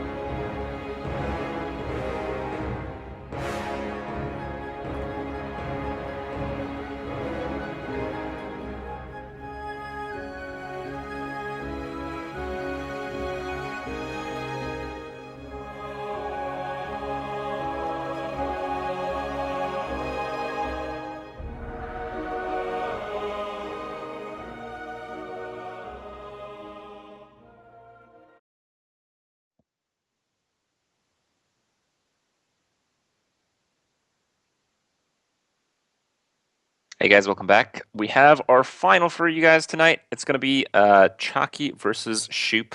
It's going to be Chalky just bringing best of the aggression, picking your strategy admirable, and Shup doing just the opposite. For me, I always love to see the anti-meta lineup in the tournaments. I just feel it's more exciting to watch because you see decks that you don't normally see, but you basically see strategy unfold as the games play through, and I think that's the most awesome part of just Hearthstone in general, where people just pick a strategy and they are more or less successful with it in their way through tournaments. So even though I've hung out with Chalky, he's definitely much more of a bro because I haven't really known much of Shup, but I do want to see Shup win here, just to punish those dudes from bringing the paladins. Well, I mean, Shup has brought his own paladin as well to note on that. But yeah, in a lot of ways, I definitely agree with you. I mean, seeing the meta side of things, where someone's brought a counter lineup, gives you such a very different image of what's going on in Hearthstone. I mean, a tournament format is a lot different than just your typical ladder day, where you kind of queue up your decks, you're hoping for the right matchups, you hope to beat them. In a tournament, you have to go with the decks you've chosen basically the entire time. And so when you've gotten to this point, playing a lineup that's based around the meta game and trying to target decks specifically gives you a good idea of where someone's guessing game is at, and to kind of to see that unfold, that's a really impressive note to me. So, haven't really heard of Shup prior to this moment, but his plays looked all right in the first one, and his lineup seems like it's spot on for this event. Absolutely, and probably quite a few events left to come. I would imagine. I think typically for this idea about making a whole bunch of counter decks, a counter lineup, I think that also involves a ton more preparation. So that's probably why we don't see it as frequently. But when we do, I'm glad it does work out. Yeah, I So mean the let's get preparation. to it. Yeah. Yeah, I mean the preparation involved definitely a lot of it to build that good counter lineup, and we're gonna head into game number one and find out if that preparation makes a difference. Shup is playing Egg Druid. If you guys haven't seen this deck, hold on, because it wants to get on the board early and take advantage of the fact that it has those very early game Ragnaros! board presence. Chalky is playing Equality and Ragnaros in his Paladin deck. You Wow. called that a little bit early on. That's amazing. But it looks like the Druid's going to get on the board faster than the Paladin, so none of that really matter if that happens. Yeah, I mean this is really the big battle for Paladin, is that it needs to get past this early game. Oftentimes it's the other way around. Players are trying to get past the Paladin's early game, but this Egg Druid has really stepped that up, one notch here by going, you have to deal with my stuff, not the other way around. And that is a terrifying thing to think about, that there's a deck that has a more explosive opening game than Paladin could potentially have. Now, Chalky did miss turn 1 here and is going to miss turn 3 as well. But that's exactly what decks like this are trying to do. They're trying to punish these little tiny stumbles from Paladin. I wouldn't consider this a miss. I think this is an all right turn 3 here. Just a double secret not only favors the shield and mini buff, but it also favors the piloted shredder to come. Yeah, gets the word it's not noble sacrifice. And does get the word that it's not repentance either. And also that Jeeves, even though I think it is what fuels the deck against some of the more controlling decks, probably isn't too big of a strength in general throughout this tournament. Yeah, I would definitely agree with you. And this actually, now this turn is I mean, you kind of said it yourself. It wasn't really a miss for Chalky. Now it's certainly looking that way. I mean, this board position is filled up very nicely for him. But the same is on Shup's side, too. Echoing Ooze plus the power of the wild. But this redemption is also pretty good. Yeah, definitely strong here. 4/4 comes out for Shup. Is contested by Piloted Shredder. And then the extra mini-bot. So yeah, still quite a bit of fighting for board here to be done. And I imagine that's what Chalky's going to continue to do with Sludge Belcher and Mysterious Challenger in hand. Does that Avenge Draw change anything? There's no way Avenge is better than Sludge Belcher. That's impossible. I'm just curious if... Yeah, I think you start trading as the Paladin because the Mysterious Challenger is so much better with more minions on the board. Yeah, now something to note here is if Chalky's actually done his homework really well, a lot of these Egg Druid decks cut Swipe from their build because they don't have time to fix it, to like put it into their curve. They're so focused on utilizing the minions they play and get on board that Chalky is kind of free to leave 1 health minions around in hopes that they trade more favorably. Getting Armorsmith off of the Pilot Shredder, also pretty good here. Gives him a lot of extra armor that he can utilize there, and then he's going to get this Mysterious Challenge down. There was actually a different sequencing available to Shup there. I think you could have sacrificed the Haunted Creeper and then taunted up an Ooze and a 1/1. I think you would have had more taunt that way. Wow. Yeah, he definitely would have had more taunt that way, too. And something that's really interesting to me here is that Chalky's choosing to go with the Muster for Battle instead of the Mysterious Challenger. He is really giving a lot of respect to potential board buffs from Shup in this position. That's really quite something. All right. Well, he has some buffs, but I mean, you're on turn 6 with 4/4 drops. So that's pretty depressing. Yeah, not a strong turn available, really, from any angle. I mean, is Defender of Argus going to be his best play here? Perhaps, but I think the Soul of the Forest is not going to have any better spot throughout this game. Like if you don't use it here, you're using it on at most 2 minions from this point on. While the Defender of Argus, especially after a Soul of the Forest play, probably is going to get full value. Yep, so he's going to choose to proc this Avenge. Don't think he wants to fall in the Armorsmith, that's for sure. No. Probably be one of the worst ones. I'm going to continue to chew through the board position. Chalky actually not in too bad a shape right here, too. Still at 30, thanks to this Armorsmith. It's got to be Challenger now, right? I feel like Chalky actually has it. The Challenger is going to put up that roadblock, and Ragnaros is going to be so insane. I mean, probably these days you face more Ragnaros in Arena than you do in Constructed.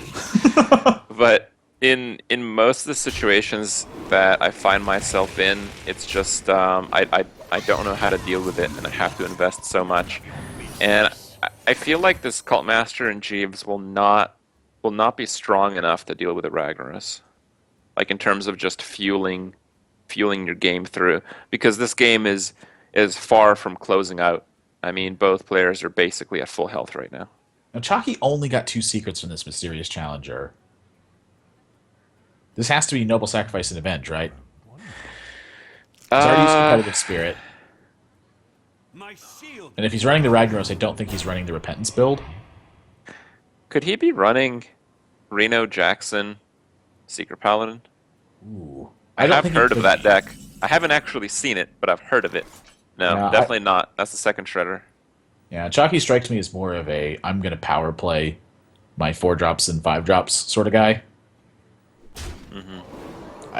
As far as I know, he hates Reno Jackson as well, so that could also tie some into the decision. He wants to limit the targets and drop the Ragnaros here. It's pretty obvious. Yeah, like this play, just very strong. 3 of his 4 targets are incredibly powerful. Yeah, whatever it hits here, it's good, except face. I love just right as you're saying it, too. Yeah. Now Cult that Master I actually am pretty strong, surprised too. about. He gets the trade on the Noble Sacrifice here. Gets to find out what the second secret is.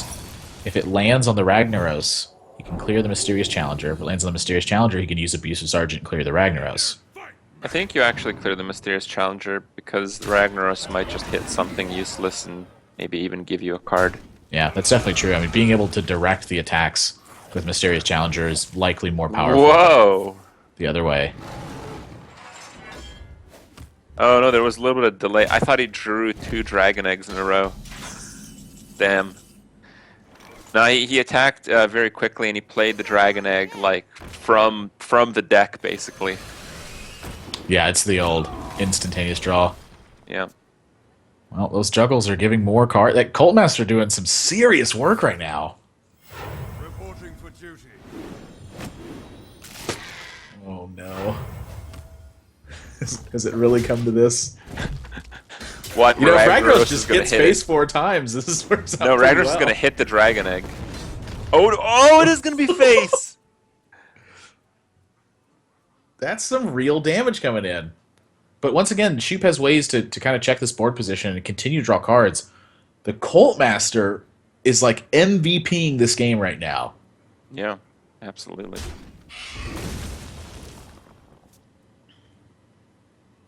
Ooh, and a Savage Roar gets drawn. You wouldn't want a Savage right here. There's not enough minions. You definitely want to populate the board as much as possible to Yeah. and Now he's get got as the much follow-up value for from that. those minions. He's got the follow-up for that Savage Roar is really the big deal here. Wonder what he's looking for here. Probably more minion. Yep, there it is. Instantaneously takes the Paladin hero power. And it looks like that Shup is in full control of this game right now. Or so you 7 think. minions. And then on board. Ragnaros. 7 minions on board. And a Savage Roar in hand.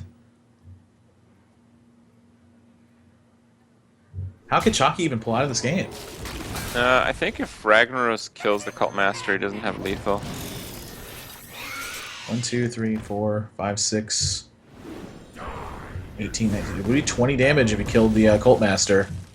Oh, 4, 5, 6, 7, 8, 9. 9 plus 12 Has to be plus the Mark of the Wild. Yep. That is 22 points of damage he has. Wow. Unbelievable game from Shup. Cult Master draws so many cards, and he's able to take this game. I mean, I thought for sure Chalky had this one almost completely on lock, but how do you beat someone who draws 8 cards off of Cult Master? Yeah, those Jeeves did prove to be pretty worthless, but the Cult Master made up and then some in that game. Now, my main concern is that Shup has a lineup that is deliberately countering the Secret Paladin. While Chalky has a Secret Paladin, it's not exactly the Secret Paladin that he's expecting to see. So even though it looks like his strategy is unfolding in a positive way, I feel like he won't have as easy of a time as he's probably had throughout the tournament against Chalky's. I would tend to agree with you as well. Chalky just going to go with Paladin here once again. Now, this is a matchup I'm actually curious about because equality, initially, you look at this and go, this doesn't seem very strong. I wonder how strong it actually is in this matchup, because one of the ways I've struggled the most with this matchup with Paladin is that my opponent they cast Feral Spirit, and then that protects all of their guys for the rest of the game. If you have Muster for Battle into equality, though, you can shut all that potential down. So I'm curious how strong that card actually is in this matchup. And more importantly, if Chalky can even get control, period, through this opening game. Does have options for Haunted Creeper and Shielded Minibot. Man, that Tunnel Trog is just out every game. It's a great card, isn't it? Yeah, I kind of thought it'd be used in like mid-range Shamans when LoE was coming out. Boy, was that dumb. It's like, yeah, it's a great card. You cast Feral Spirits, buffs it up, helps keep you up in the early game so that way you can get to your mid and late game. It also does a pretty good job at just stomping people into the mud. And removing the need for hand. any mid or late game. Alright, well, I think Chalky is holding up all right here. He's definitely facing a pretty difficult hand to deal with, but it could have been worse. Yeah, having Blessing the Kings into the Sludge Belcher certainly could prove useful here. But that shield is actually giving him a bit of trouble right now. Shield of Minibot's going to fall to the Rockbiter from Shup. Why, no. I think he's just going to Kings and go face. No, I think he's got to cut the damage. You think so? Okay. Yeah, I think in this matchup, really, if you decide to race, you absolutely cannot win because of the burst potential from your opponent. Mm-hmm. And that's why that Shaman has such a big advantage in this matchup, is that all your minions are basically just working overtime. What do you think about Lightning Bolt? It's probably better saved. I would tend to think so. I think that in this position, you're really just looking at trying to get through as much minion damage as you can. and Lightning Bolt doesn't really buy you that here. It's kind of like that's your follow-up. And so he's not excited to see Sludge Belcher here, but he does have Lava Burst to handle this and keep going. So, but now at this point, this next draw really dictates everything. So he draws Doomhammer. I mean, that really is a signal to me that you can kind of use your cards however you need to now. Like you can just set Doomhammer and then choose to wait a little bit. You could set Doomhammer. And at this point, since you're still at 28, you actually probably could choose to just chew through it. Yeah, I think you do. It's you don't really suffer that big losses here either. Wait, what? That was a bit of a sequencing error, it looked like, from Shup there. Yeah. Yeah, now Chalky actually has the clear. And being able to clear with Mysterious Challenger dropped is an extremely big deal. Yeah, that 5, I think that's the push at this point. I mean, that 1 extra damage, very unlikely to make the difference here. And with Noble Sacrifice out, since Shup can trigger it anyway, this is really just kind of the big push. 4, 5, 6, 7, 8, 9, 10, 11, 12, 13, 14, 15. Shup has got enough damage to end this game in 2 turns. But does Chalky have enough to just end the game this turn? No, the redemption being drawn actually makes a very significant difference here, I think. Yeah. Yeah, he's only got 16 damage. He's actually He's 1 one damage off. short of getting this done. Drawing that redemption might have lost Chalky this game.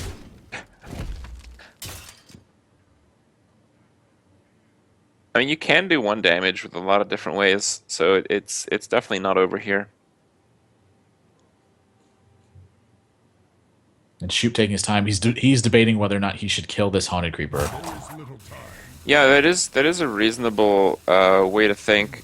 It only cuts down 2 damage, but you have enough damage for lethal next turn, and you're kind of all in. Like if Chalky plays like a Belcher, you're just not going to win the game anyway, right? Yeah, I would venture to say so. I think Wow, what he's he's gonna looking kill so for, much of this. yeah, what he's looking for now is actually a way to heal. Like if you can get like a True Silver and just gain 2 life, that's good enough. Yeah, way to taunt, way to heal. Those are Chalky's only outs, I believe. 10, 11, 12, 13. Wow! And that actually gives Swoop the win. Because if Swoop did not kill the Haunted Creeper there, I believe Chalky would have had enough.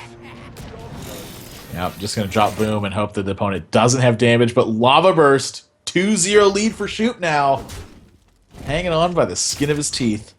Yeah, That redemption very, draw. Very wild game from Shup.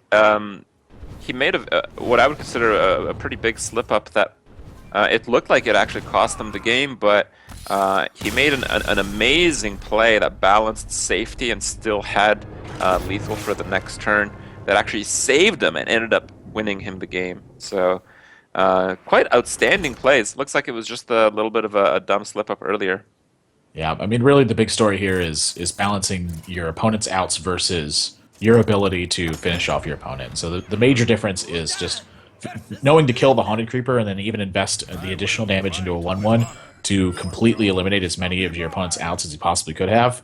Mm-hmm. That's really, to me, the difference in that game versus proper sequencing at all. I mean, just understanding his opponent's outs and what his own game plan is. I mean, I identified what his plan to win the game was and followed through in a way that would prevent Chalky from even being able to draw the right cards to win as well. And that's really the strength of that Shaman deck versus Paladin, is that you have more burst potential than your opponent does. Now, I'm pretty sure the reason Zoo died is because of Shielded Minibot and Muster. So that still plays a pretty big role in this matchup with Chalky choosing the Warlock as his next deck. Yeah, curious. I mean, I don't think it really matters what order he cues it in at this point. You know, he's got to win 3 games in a row with all 3 of his decks regardless. So just, you know, there's some people who think you should choose the best deck that you have available. There are some people who think you should choose the worst deck you have available.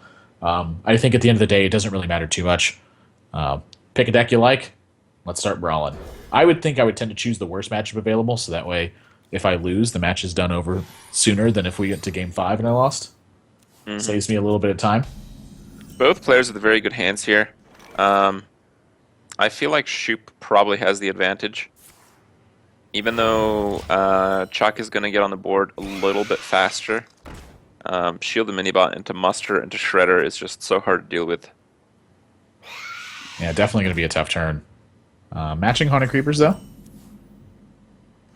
I'm kind of dancing around. surprised by that. I don't feel there's much that a Warlock can do to kill either minion, but the shielded mini-bot threatens more damage. Well, I guess it's going to come down to who you think is actually playing defense in this game. You know, both of these decks typically want to be very aggressive. They want to be driving the action. But sort of one of them is going to have to fall into a defensive role eventually. Well, So, I feel like the Warlock is just going to try to stabilize as much as possible, because if he's on high HP and stabilized, he's just going to keep drawing cards while the Paladin's often going to just be drawing secrets one at a time in the late game. so you think that Shup should be playing the offensive role here? Yeah, I think so. That's why Okay. I'm surprised that the issue of the mini-bot did not come down. I gotcha. I'm picking up what you're putting down. I think I would tend to agree with you too. I think I like the Paladin taking the offensive role here and not playing quite as defensively. Now that being said, if he chooses to take a pure offensive role and Chalky happens to have a knife juggler, he can get shut out of the game. So there is some consideration. You know, what is it worth to be playing around big knife juggler turns from your opponent? Yeah.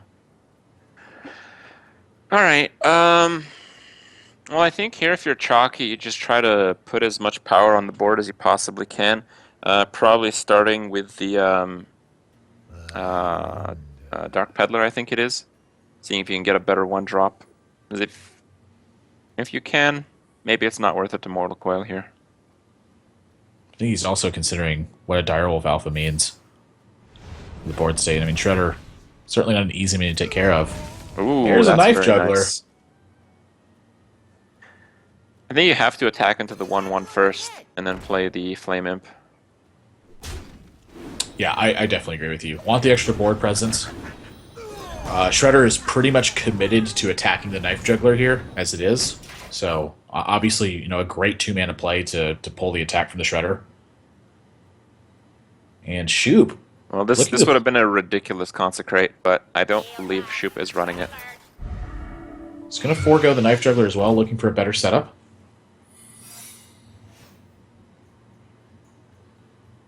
I mean, there's just not a world where he doesn't attack knife juggler, right? Yeah, it seems very unlikely that he would do anything else.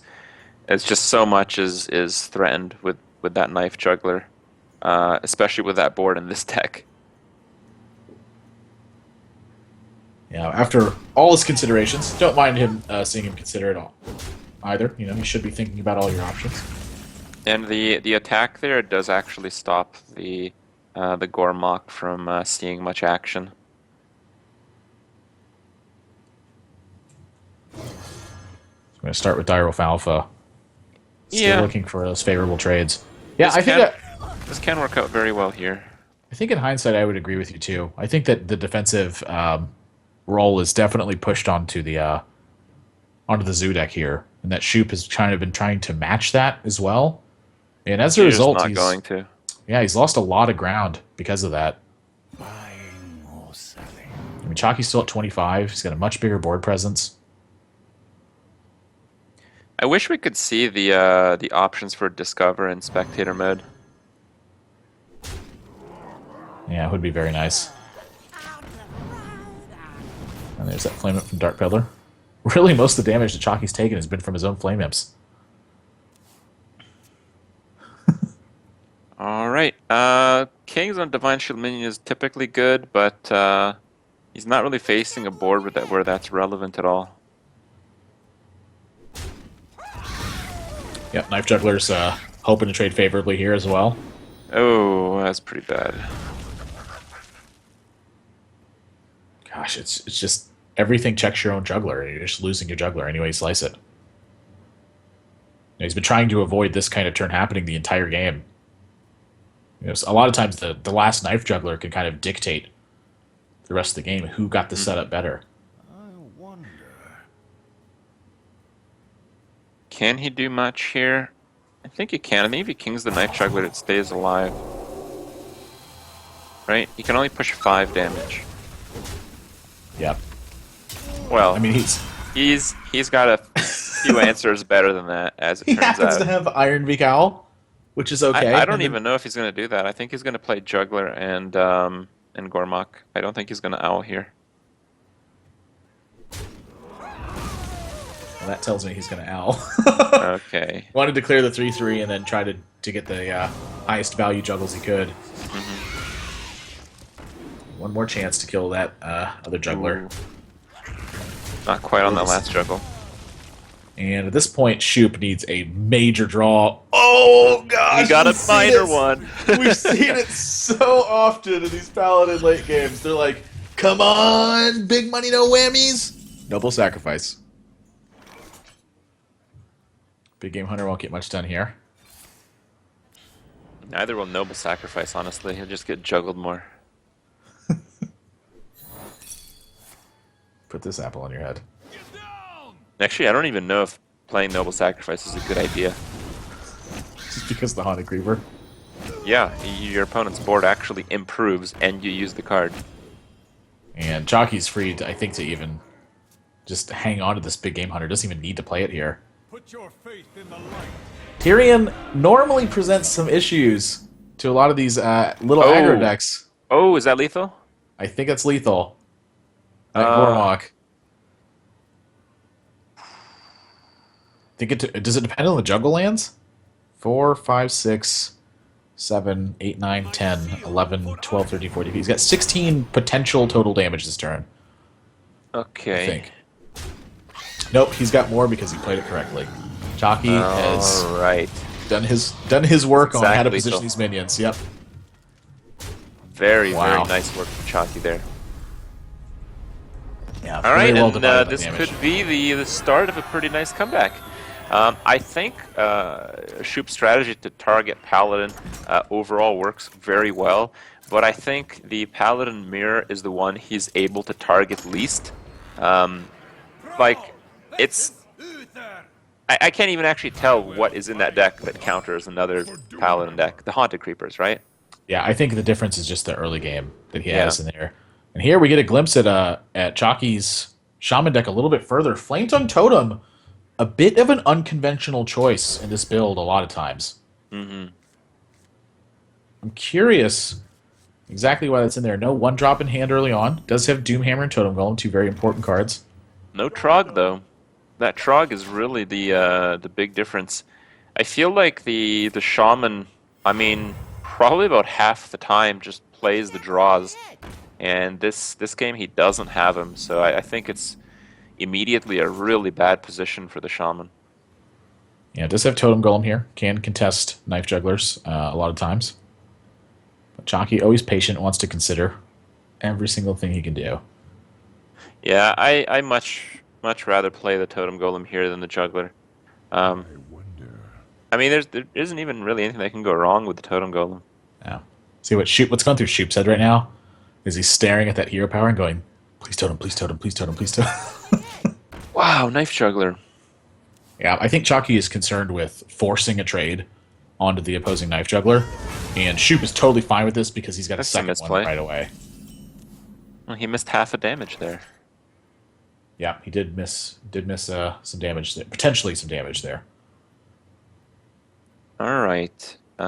Usually it's not going to make the difference. Again, the Paladin is on the defensive in this one. Yeah, Chalky plays Leper Gnome, and you can see it in his face. He's really not happy with this position. He's like, come on, muster for battle. Oh. Is it going to happen again? Nope. Not that time, at That least. one, so at least some potential to get into the game here. You think you might Lava Burst the Knife Juggler? Not a he chance. Can't. He can't, because he needs to remain unoverloaded for the Doomhammer next turn. But I wouldn't be surprised to see him trade for the Secret Keeper.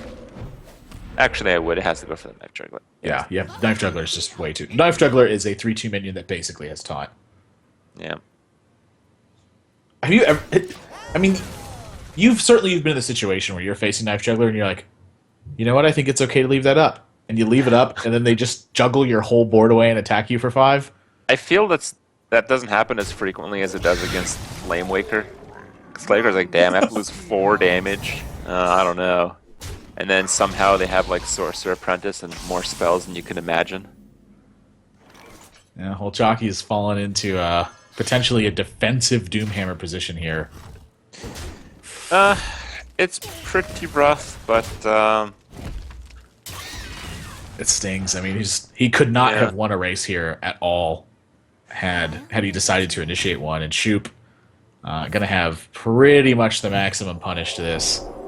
7-8 Keeper of Uldaman. That's basically a Sea Giant. I mean, Chalky needs to this is like Earth Shock or bust almost. oh, you can clear the board. What do you mean? You can do lightning bolt and lava burst into it. I think he's going to play for double Rockbiter is what I think he's going to end up playing for. Okay. Well, he's still playing the board clear game. Not usually the strength of this deck. Yeah, definitely not so. The lava burst does trade here very well. Ooh. Oh, and Rockbiter. Can he play it all? He can play it all.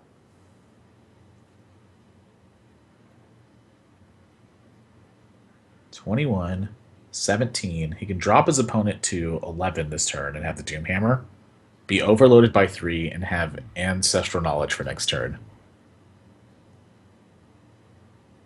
I don't He'd know be if at I 9 like himself. that. No, I like the clear. I like the lava burst.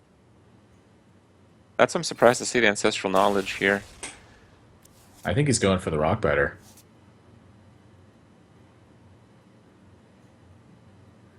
Because he can use the Rockbiter to clear out the first half of the Sludge Belcher. Use the 2/3 body to clear out the 1/2. 5 face. Exactly. All out smork. Well, here we go. Chalky actually, I mean, this is, now that he's the Taunt Totem in play, this is really not that bad of a position for him. I mean, he doesn't know that Dr. Boom's coming down this turn. But he's found a way to potentially win this game. Ooh, he's still a bit away though. Maybe with another reach card. That's 19 damage. That's pretty good. Doesn't have Is the that mana to it? play it all, though. No, he might. He can unlock another 2 for the abusive. How much damage is that? That's 3, 4, 6, 13, 15. Yeah, it is the 19.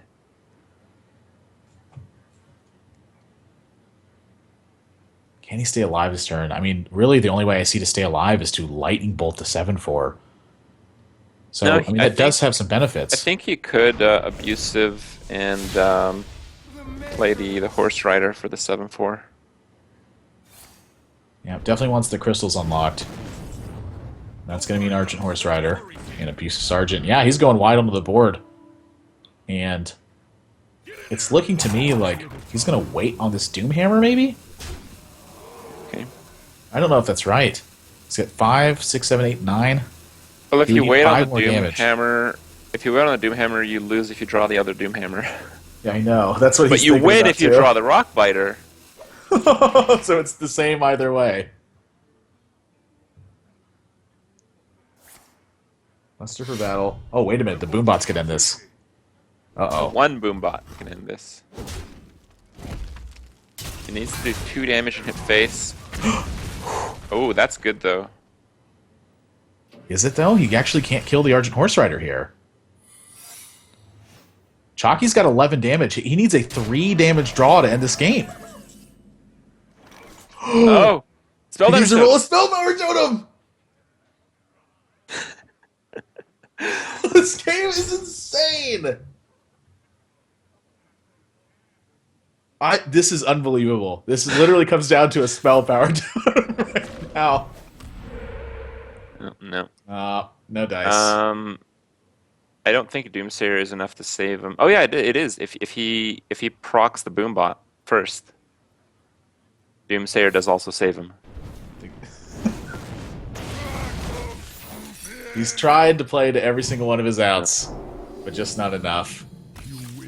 All right, well respect- that is going to be match point. Shup does take the first circuit. He's going to take the first open here. Shup has bested 63 other players, ending with Chalky, and that is quite an accomplishment. Great stuff from him. We saw some very high level play, and who knows, this might be the start to a pretty pretty nice Hearthstone tournament career for Shup. Yeah, actually, very impressed with his play in these couple of matches that we saw. He really, outside of maybe one or two little spots where he could have done something else that you could go back and look at, played extremely well. And I think his lineup, with what he chose to target, pretty strong effect. Clearly, I mean, the top four decks all had Secret Paladin. It looked like his deck was trying to weight that to his advantage, and that worked out for him today. You play well, you draw well, you're going to start winning. I wonder how that will play in because he won this one, so I would imagine that we'll see more of him in the ONOG circuit in 2016. So when you have an open tournament, people are just going to bring Secret Paladin, right? But when you have a more closed environment, when we have like the feature tournaments with basically the players with the highest amount of Geico points moving up to that, I feel like that strategy will change, and his counterplay concept might not work quite as well there. Yeah, I mean that's definitely a possibility. When players like find themselves in situations where they don't necessarily have what they would consider the best list always available to them, it's a lot harder to counter lineups in that situation.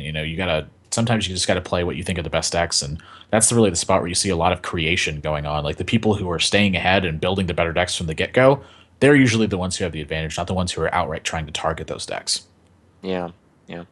All right, well, good stuff. If you guys are curious, number one, Shup goes home with 10 Geico points as opposed to Chalky's 9, 3 Hearthstone World Championship Tour points as opposed to Chalky's 2, and $500 as opposed to Chalky's $300. So edging him out a little bit in the rewards there, and yeah, we will surely see more from both of those players in future ONOG tournaments.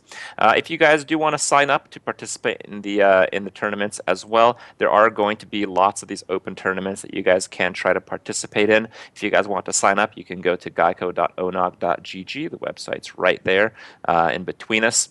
And while you're there, you can sign up to try to win that Alienware X51 R3 PC. Check out our sponsors. Check out all the good stuff. Keep the whole thing going because it's a good thing. And well, we did have some amazing moments tonight. For us, that's going to be it. If you guys do want to check out the next event, I believe it is going to be next Saturday. The main bracket is going to play on Friday, and you guys can tune in Saturday to see how that ends. It's been great to cast you, Admirable, once again, and well, we'll see next time who the winner is going to be then. Until then, we'll see you.